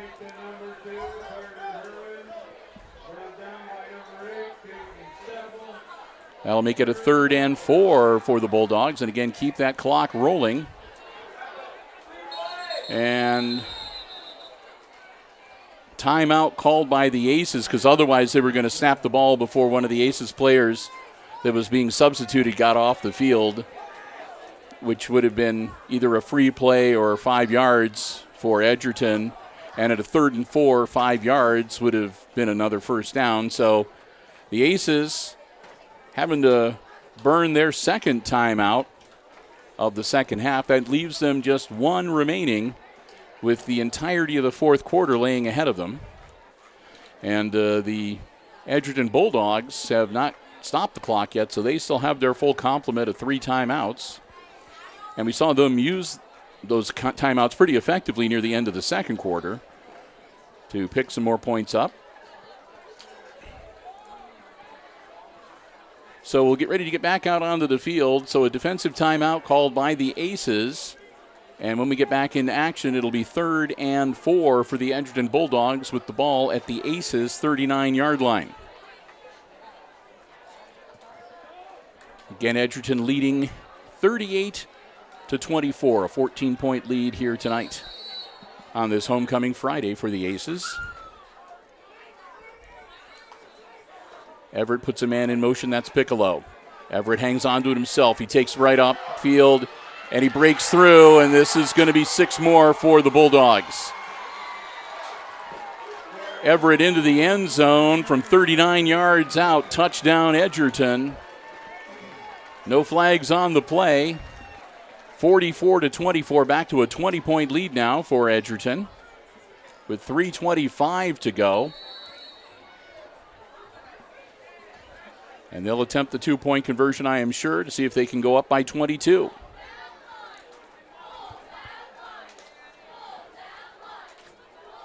As the Aces have done well offensively, battling back and matching the Bulldogs here in the second half, pretty much score for score, but they haven't been able to stop them defensively. And that's going to be good. So once again, it's a 22-point game as the Bulldogs go up on the Aces now 46-24. And the Aces will get the ball back. They'll need to answer with another score of their own. If they want to keep themselves in this football game. But what the Aces really are needing right now is a few defensive stops. They need to have a few 3-and-outs for the Edgerton Bulldogs so that they can maybe rack up one or two unanswered scores themselves.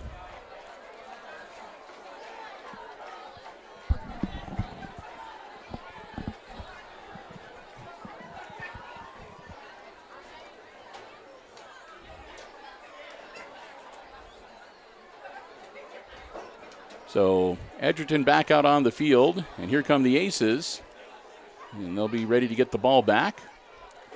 We'll see what Edgerton does with the kickoff here. Piccolo teeing it up.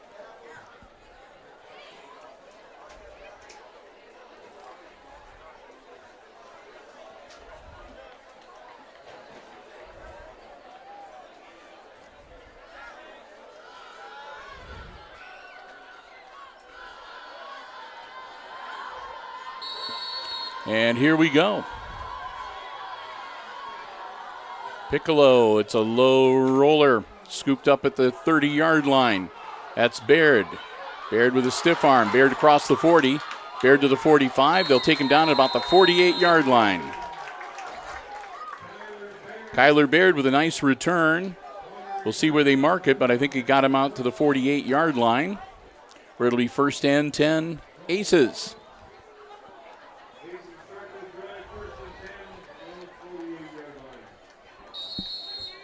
3:16 to go here in quarter number 3.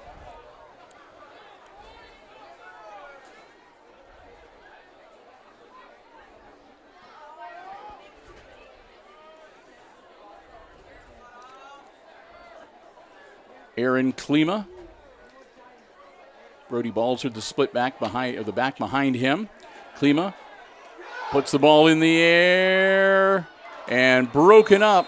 That was Everett's breaking up that pass, and Baird not able to haul it in.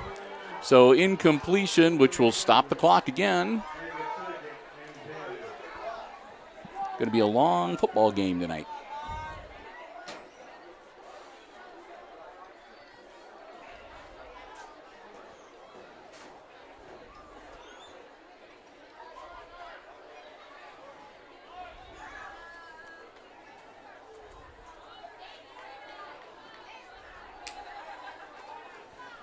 Klima rolling back, ball in the air, and it's going to be picked off. Everett makes the interception. Everett heads back upfield, and he'll dive forward. They'll take him down at about the 35-yard line. So once again, the Aces, victims of the interception, they turn it over for, I don't know how many times tonight. I think that's the fourth interception. Been a lot. Plus the fumble, and anyway. A lot of turnovers for the Aces tonight, and in all fairness, the Edgerton's turned it over a couple times too, so. Under 3 minutes, and again, the Bulldogs back on offense at their own 35-yard line. Quick handoff right up the middle, and this could be trouble. Fortunately, they're able to corral him about the 40-yard line and bring him down at about the 42. A strong run by Quentin Blue. Blue gets it to the 38-yard line of the Aces. And in one play, they kind of flip the field. They'll huddle up. Clock is rolling. And again, this is the time where Edgerton can sort of take their time, and they got a comfortable lead. And every second that they can tick off the clock, that's one less second the Aces have to work with. And hand off. Nothing doing there. Ball carrier was Nichols. Nichols gets down to about the 42-yard line, or excuse me, about the 37-yard line. So give him a yard and make it 2nd and 9. So we go under 2 minutes here in the third quarter.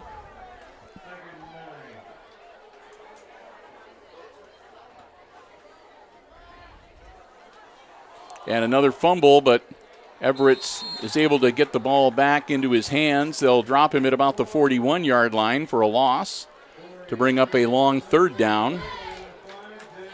Looks like a third and about a 13 coming up.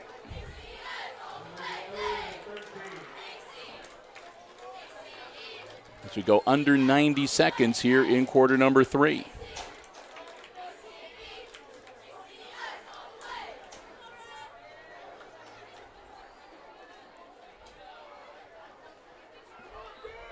Again, looks like Edgerton pretty much wanting to keep it on the ground as much as possible. Not possible this time around.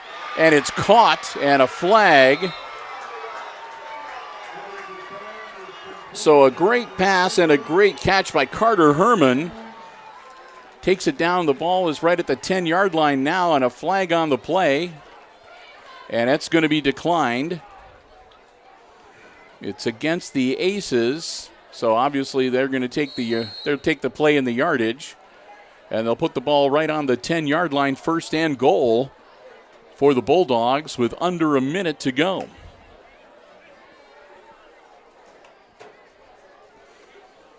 And we still have a full fourth quarter to play too. Everett's lining him up. Takes the snap. Quick handoff to Piccolo. Piccolo, a nice hole. Piccolo churning forward. And stopped at about the 1-yard line where it'll be second and goal.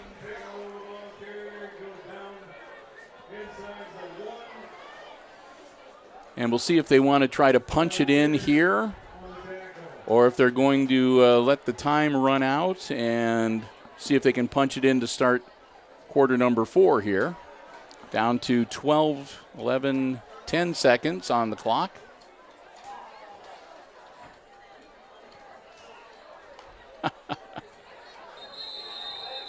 And flags fly all over the place. It'll be a false start.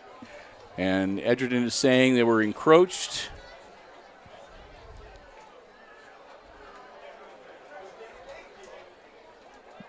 And we're going to have a conference.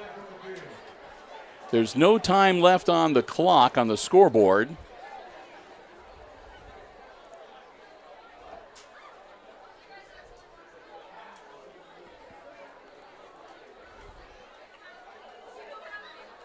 And they are going to say it's Hicksville encroaching.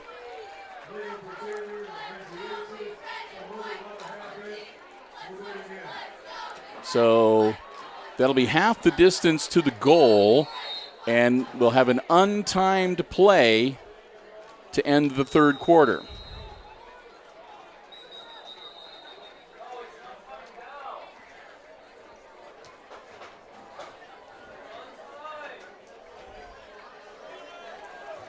And evidently, no, it's going to be the end of the third quarter. So I'm guessing that means that the fourth quarter is going to start with the ball at the half-yard line for the Edgerton Bulldogs with a second and goal.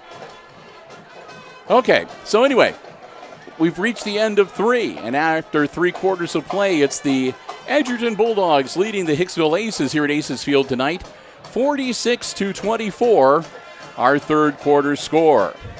As we get ready for the fourth quarter of action here tonight, I want to take some time to say another big thank you to another one of our diamond-level supporters at Hicksville Community Television, and that's the Jim Schmidt family of automotive dealerships in Hicksville, Ohio. Jim Schmidt Chevrolet Buick, Jim Schmidt Ford, and online at jimschmidtauto.com. Want to thank Jim Schmidt so very much. This makes 11 years now that he has been a diamond-level supporter, even though we've only started calling him that this year. But, Jim Schmidt lends us his support for all of our Aces sports broadcasts throughout the entirety of the school year, for football and volleyball and basketball and some of the other sports that we pick up as we can. And that's for all levels, too, for the junior high all the way through to the varsity.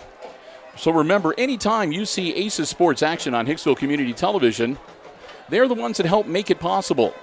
The Jim Schmidt family of automotive dealerships in Hicksville, Ohio, Jim Schmidt Chevrolet Buick, Jim Schmidt Ford, and of course online at jimschmidtauto.com. Here we go. Everett's hanging on to it himself. Everett's heading towards the end zone. He dives in. Touchdown.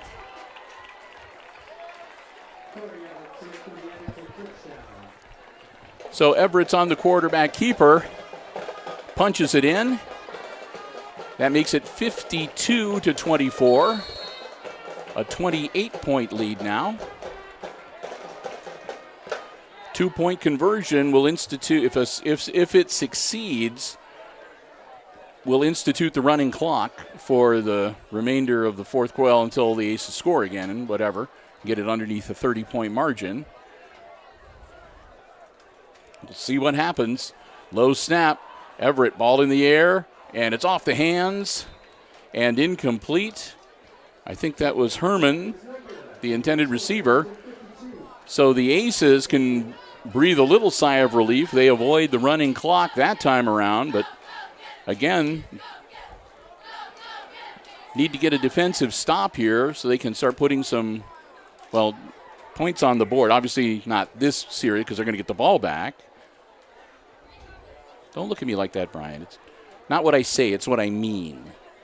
And what I mean is they need to score on this possession, and then they need to get a defensive stop and get the ball back because they got a lot of points that they need to score here to get back into this football game, down by 28 with 11:53 left to go in the regulation time of this contest.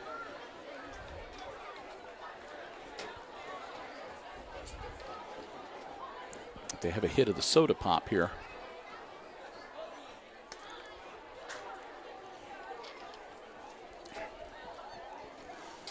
Gonna have a raspy voice tomorrow, doing a lot of talking here tonight.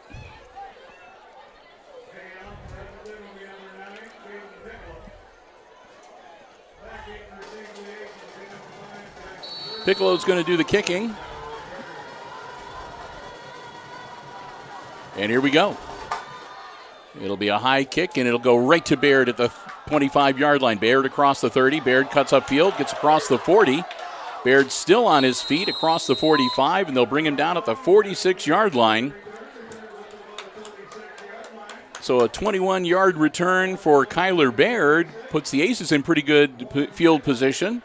First and 10 on their own 46-yard line. Trailing by 28 this evening.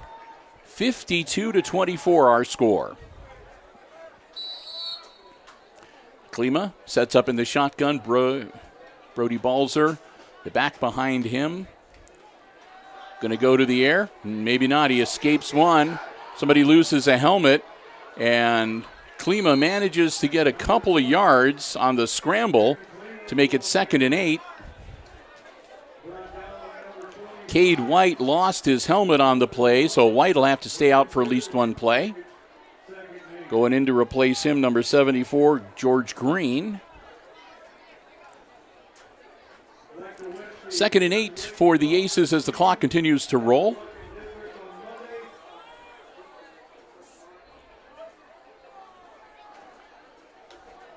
Klima with the snap. Klima, quick hitter, caught, and brought down at about the 47-yard line of Edgerton. Not quite first down yardage, but it gives them a 3rd and manageable. About a 3rd and 3, it looks like.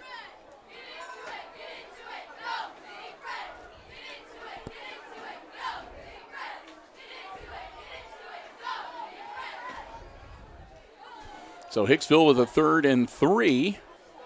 Takes the snap. Klima, ball in the air, and it's going to be incomplete.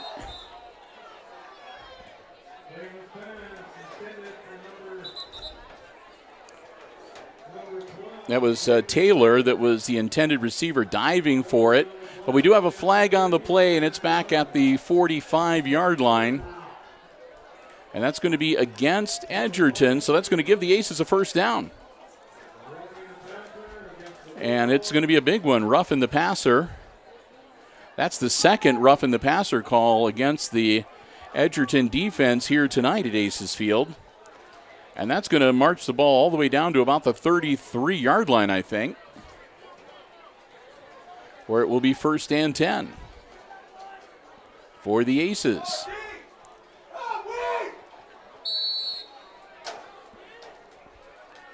Klima with a fresh set of downs. Dropping back to throw it again. He's going to air it out. Baird off his hands and incomplete. That'll make it 2nd and 10. This will be good. Give the down marker guys a chance to get. They were hustling to try to get down there with the markers before they snapped the football. I think they made it, but now they can get themselves situated. Incompletion stops the clock with 10 minutes and 23 seconds to go. And again, it's Edgerton leading 52-24 here in the 4th quarter. Homecoming night at Aces Field. Bill and Brian, glad to have you with us. Hope you're enjoying the coverage here tonight. Klima needs to get rid of it. He does. It's caught and taken down inside the 30. Balzer makes the grab, and it looks like they're going to mark him at about the 28-yard line. That'll be a pickup of about 5, maybe 6. Make it 3rd and 4.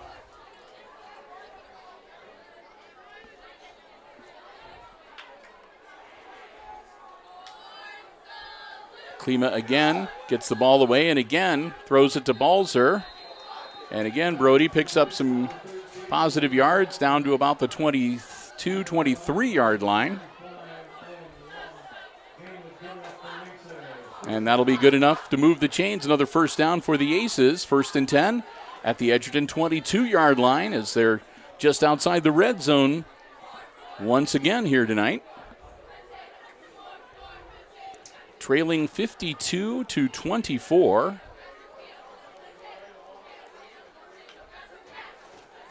Aaron Klima dropping back again, and again he launches it, and that one's going to be overthrown. And Klima gets put to the turf again, but no flag this time. It was not a roughing by any means. You could see the Edgerton defender kind of pulling up. So 2nd down and 10 now from the 22-yard line for the Aces. Clock stops with 9:38 to go on the incomplete pass. Klima launches it and again overthrows his receiver, but again, flags all over. There are 3 flags thrown from 3 different parts of the field. We had 1 flag thrown here on the near sideline towards us, another flag thrown near the center of the field, and a 3rd flag over on the far side. It's going to be against the Aces, and it'll back them up 5.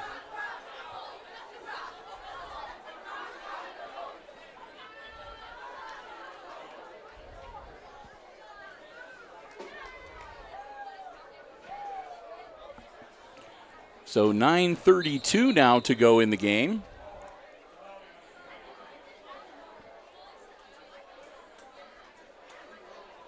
And another official stoppage of play as they're going to have a consultation with the Edgerton coach on the far sideline.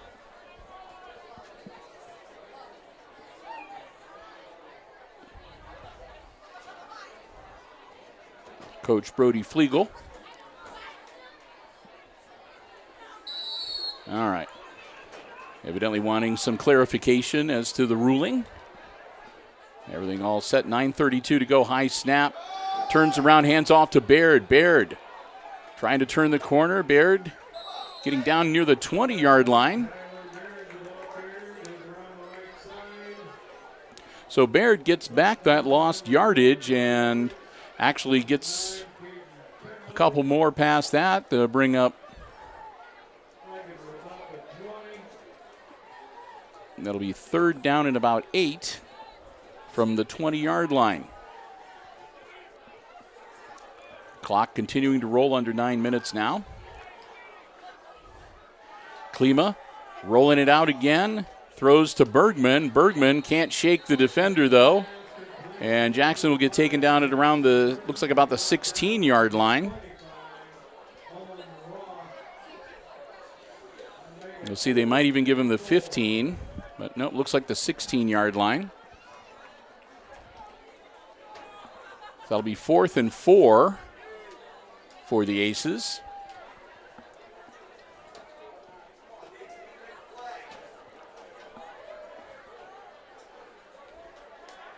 Bergman's going to get the snap this time. Jackson heading out. Jackson cuts upfield.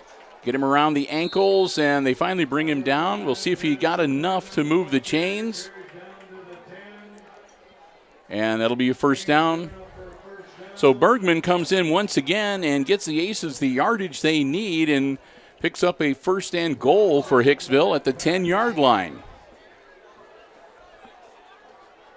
Under 8 minutes now left in the game. And a low snap scooped up off the turf by Klima. Klima can't get it to Baird.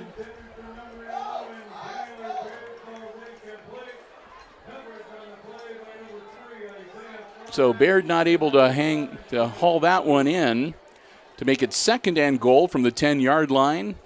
And the incompletion stops the clock with 7 minutes and 51 seconds left to go here in the fourth quarter, or in the game if you prefer. Bulldogs on defense now, but they lead 55-24.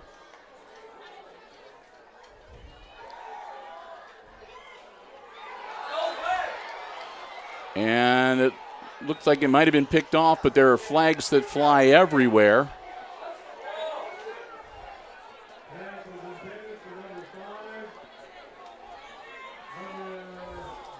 And I think that might be an error. Shouldn't it be 52-24?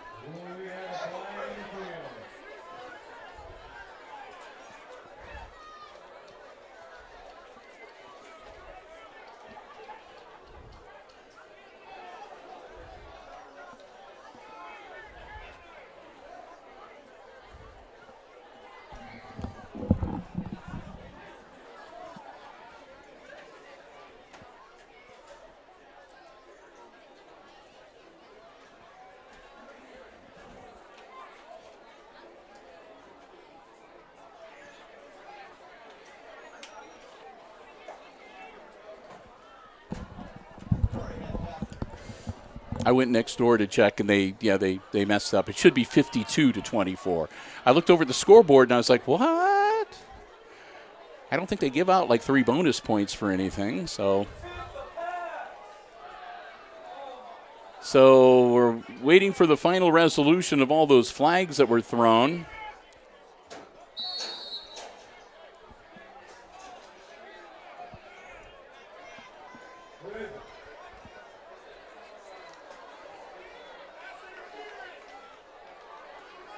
So it's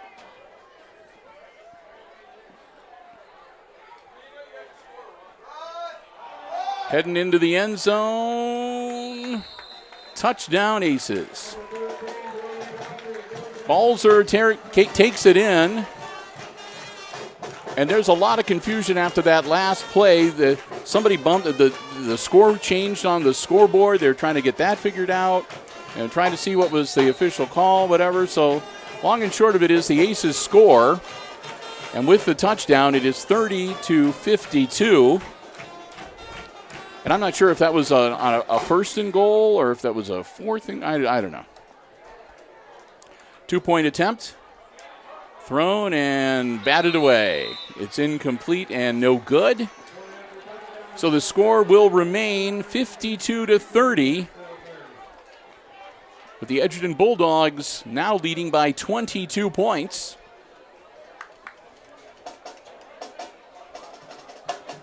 As we will get ready for the Aces to kick it off to the Bulldogs once again. And Edgerton, I get the feeling when they get the ball back, they're going to want to try to grind it out on the ground if possible, keep that clock rolling, and be able to head out of here with a W, and hopefully nobody getting injured or any other bad things happening.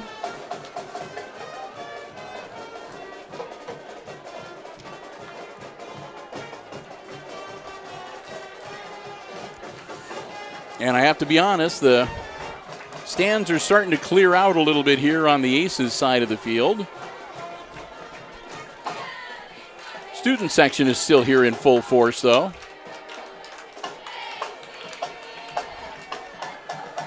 Heck, I even see a Cubs fan down there, Brian.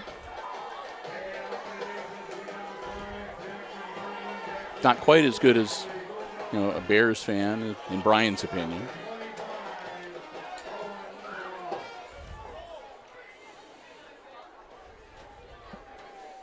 You get to be entertained by the Lions this weekend, don't they? I don't know. So the ball falls off the tee for Bergman. We've got 7.5 minutes exactly to play here. And Jackson trying to get the ball to cooperate and stay on the tee the way he wants it. There we go. So we're going to get ready to kick it off once again.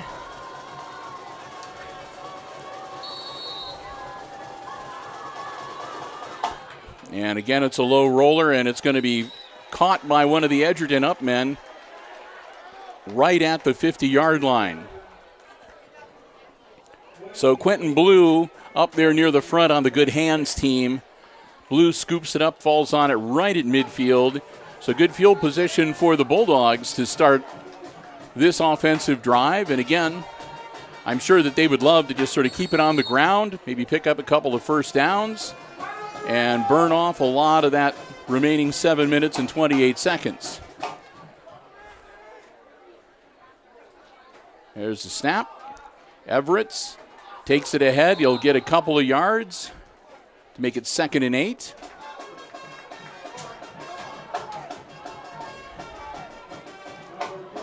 Corey Everett's still in the game at this point. It's sort of a sign of respect for the Aces. They know the Aces are quite capable of still scoring a lot of points here in 7 minutes.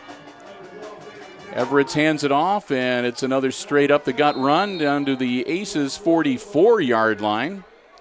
Yeah, maybe the 43. We'll see where they mark it officially.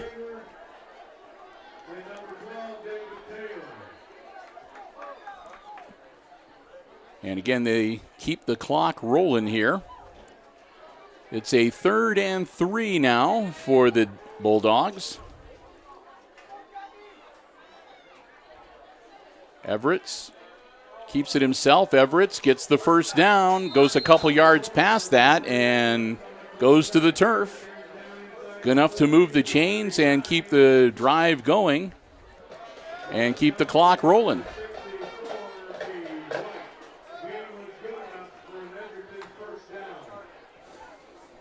So again, the Edgerton Bulldogs can take their time here.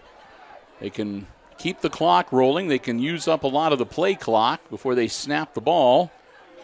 And like I said, they can whittle that time down so if they don't leave the Aces much time to work with. And down to about the 36-yard line on the carry. That was, I believe, number 26, Warren Nichols. Yep, Nichols, the ball carrier, takes it down to the 36 to make it 2nd and about 7.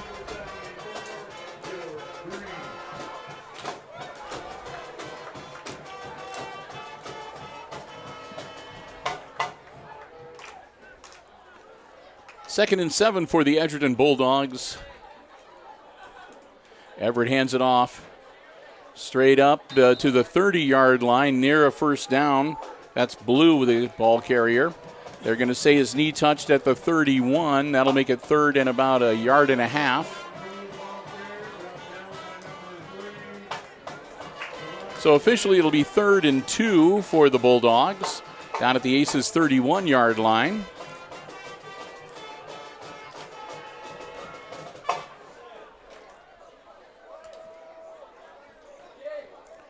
Everett's again hands it off. I think that was Piccolo that got the carry, and he might be up a little bit short. Nope, number 26, Nichols. Nichols gets to right back to the line of scrimmage, and that'll make it 4th down. Well, they're going to give him a yard, so it'll be 4th and 1. Well, now they say 4th and 2 again. Okay. We'll go with the scoreboard. 4th and 2. The Bulldogs need to get to the 29-yard line to move the chains. Clock rolling down to 4 minutes left in the contest. And it's going to be a quarterback keeper from Everett's. And Everett's got popped, but then he hops forward, and it looks like he stepped out right. It was like he just stepped right past, like one step beyond where the marker was, the down marker was, to get him another first down.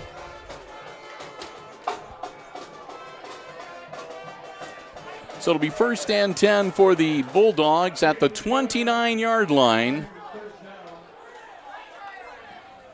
And Everett's hands it off. And still battling forward down to about the 23-yard line. We'll see who's at the bottom of the pile.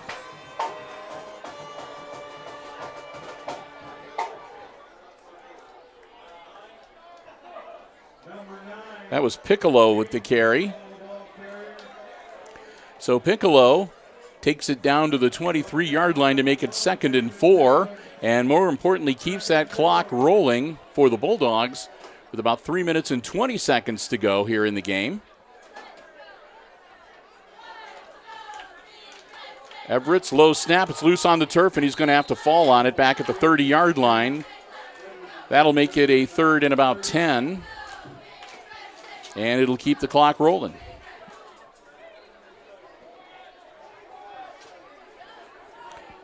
So, bad snap results in about a 6-yard loss for the Bulldogs. Now make it 7. They're going to say that it is now 3rd and 11.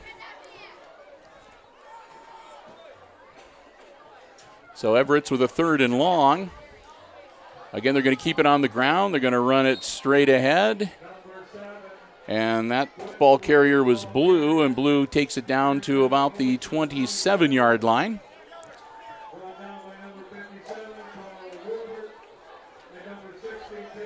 So that'll make it about a 4th and 7, or 4th and 8. Yeah, 4th and 8. And they're going to go for it. Like I said, they're going to keep burning time off this clock. Handoff. Gets around the corner, heads for the 20, and that was Roth with the ball carrying, and Roth got them the first down.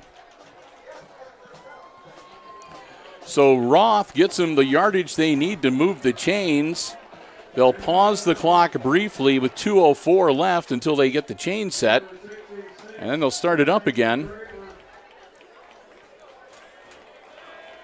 It'll be 1st and 10 for the Bulldogs at the Aces' 16-yard line.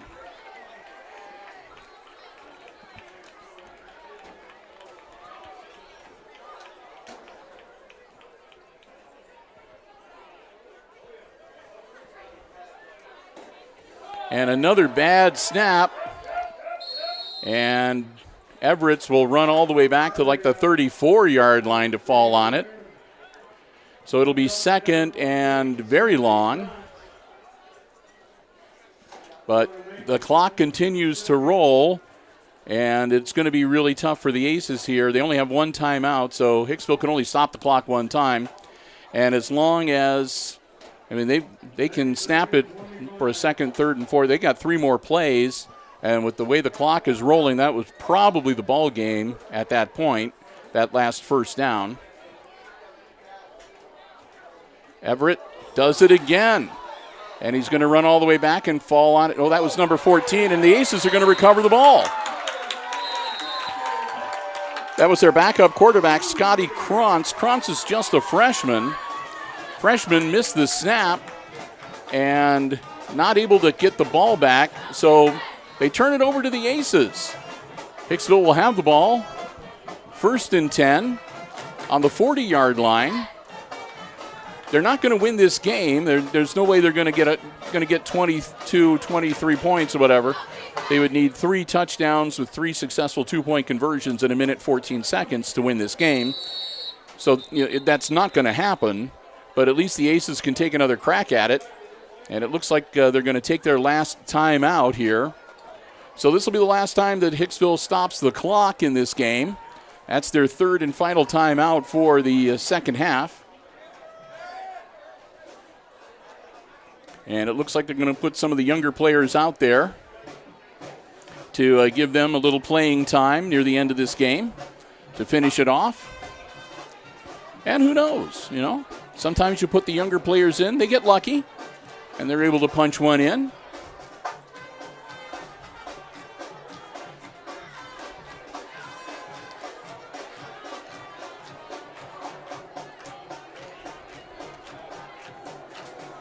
So Owen Stuckey, number 15, backup quarterback, out on the field right now. Stuckey also works out of the shotgun like Klima does. And he muffs the snap, and they'll fall on it. Ball back at the 49-yard line of the Aces. And that's a bad thing because it keeps the clock rolling for Hicksville. They're actually going to put the ball at the 50-yard line. No. They're going to move it back. Okay. Got to get it positioned just right. 50 seconds left to go. Second. Another high snap and a quick handoff. And they hand the ball off to Bronson Graber, and Graber gets to about the 49-yard line of the Edgerton Bulldogs, where it'll be third down and about 20. And this may well be the last play of the game here, as we're down to 10 seconds.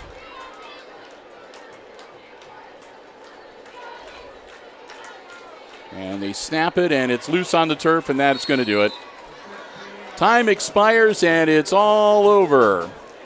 So the Aces, unfortunately, take another loss here tonight to lower their overall record on this football season to 1 win and 6 losses, as they drop the homecoming game to the visiting Edgerton Bulldogs. The final score 52-30. And just to cap it off, it looks like one of the Aces is down on the field with, looks like a cramp that Doc Haggerty is taking care of. So the teams will congratulate each other, and we'll get ready to head off into what is left of this homecoming weekend here in Hicksville. So that's going to wrap up our coverage for this evening. I want to thank you so very much for joining us. Again, hope you enjoyed the homecoming coverage we had today. We had a couple of live streams on our Facebook page earlier with the big homecoming pep assembly at the end of the school day today, and the pregame ceremonies for homecoming before the start of this one. And so with that, we're going to wrap it up for this evening. Big thanks once again, too, to the Hicksville Athletic Department, Misters Hott and Overmeyer, for giving us the space and allowing us to live stream the coverage here tonight. Thanks to our football broadcast underwriters making our coverage possible, our diamond-level supporters, the Jim Schmidt family of automotive dealerships in Hicksville, Ohio, and APT Manufacturing Solutions here in Hicksville, Ohio. Most of all, thanks to all of you for joining us tonight.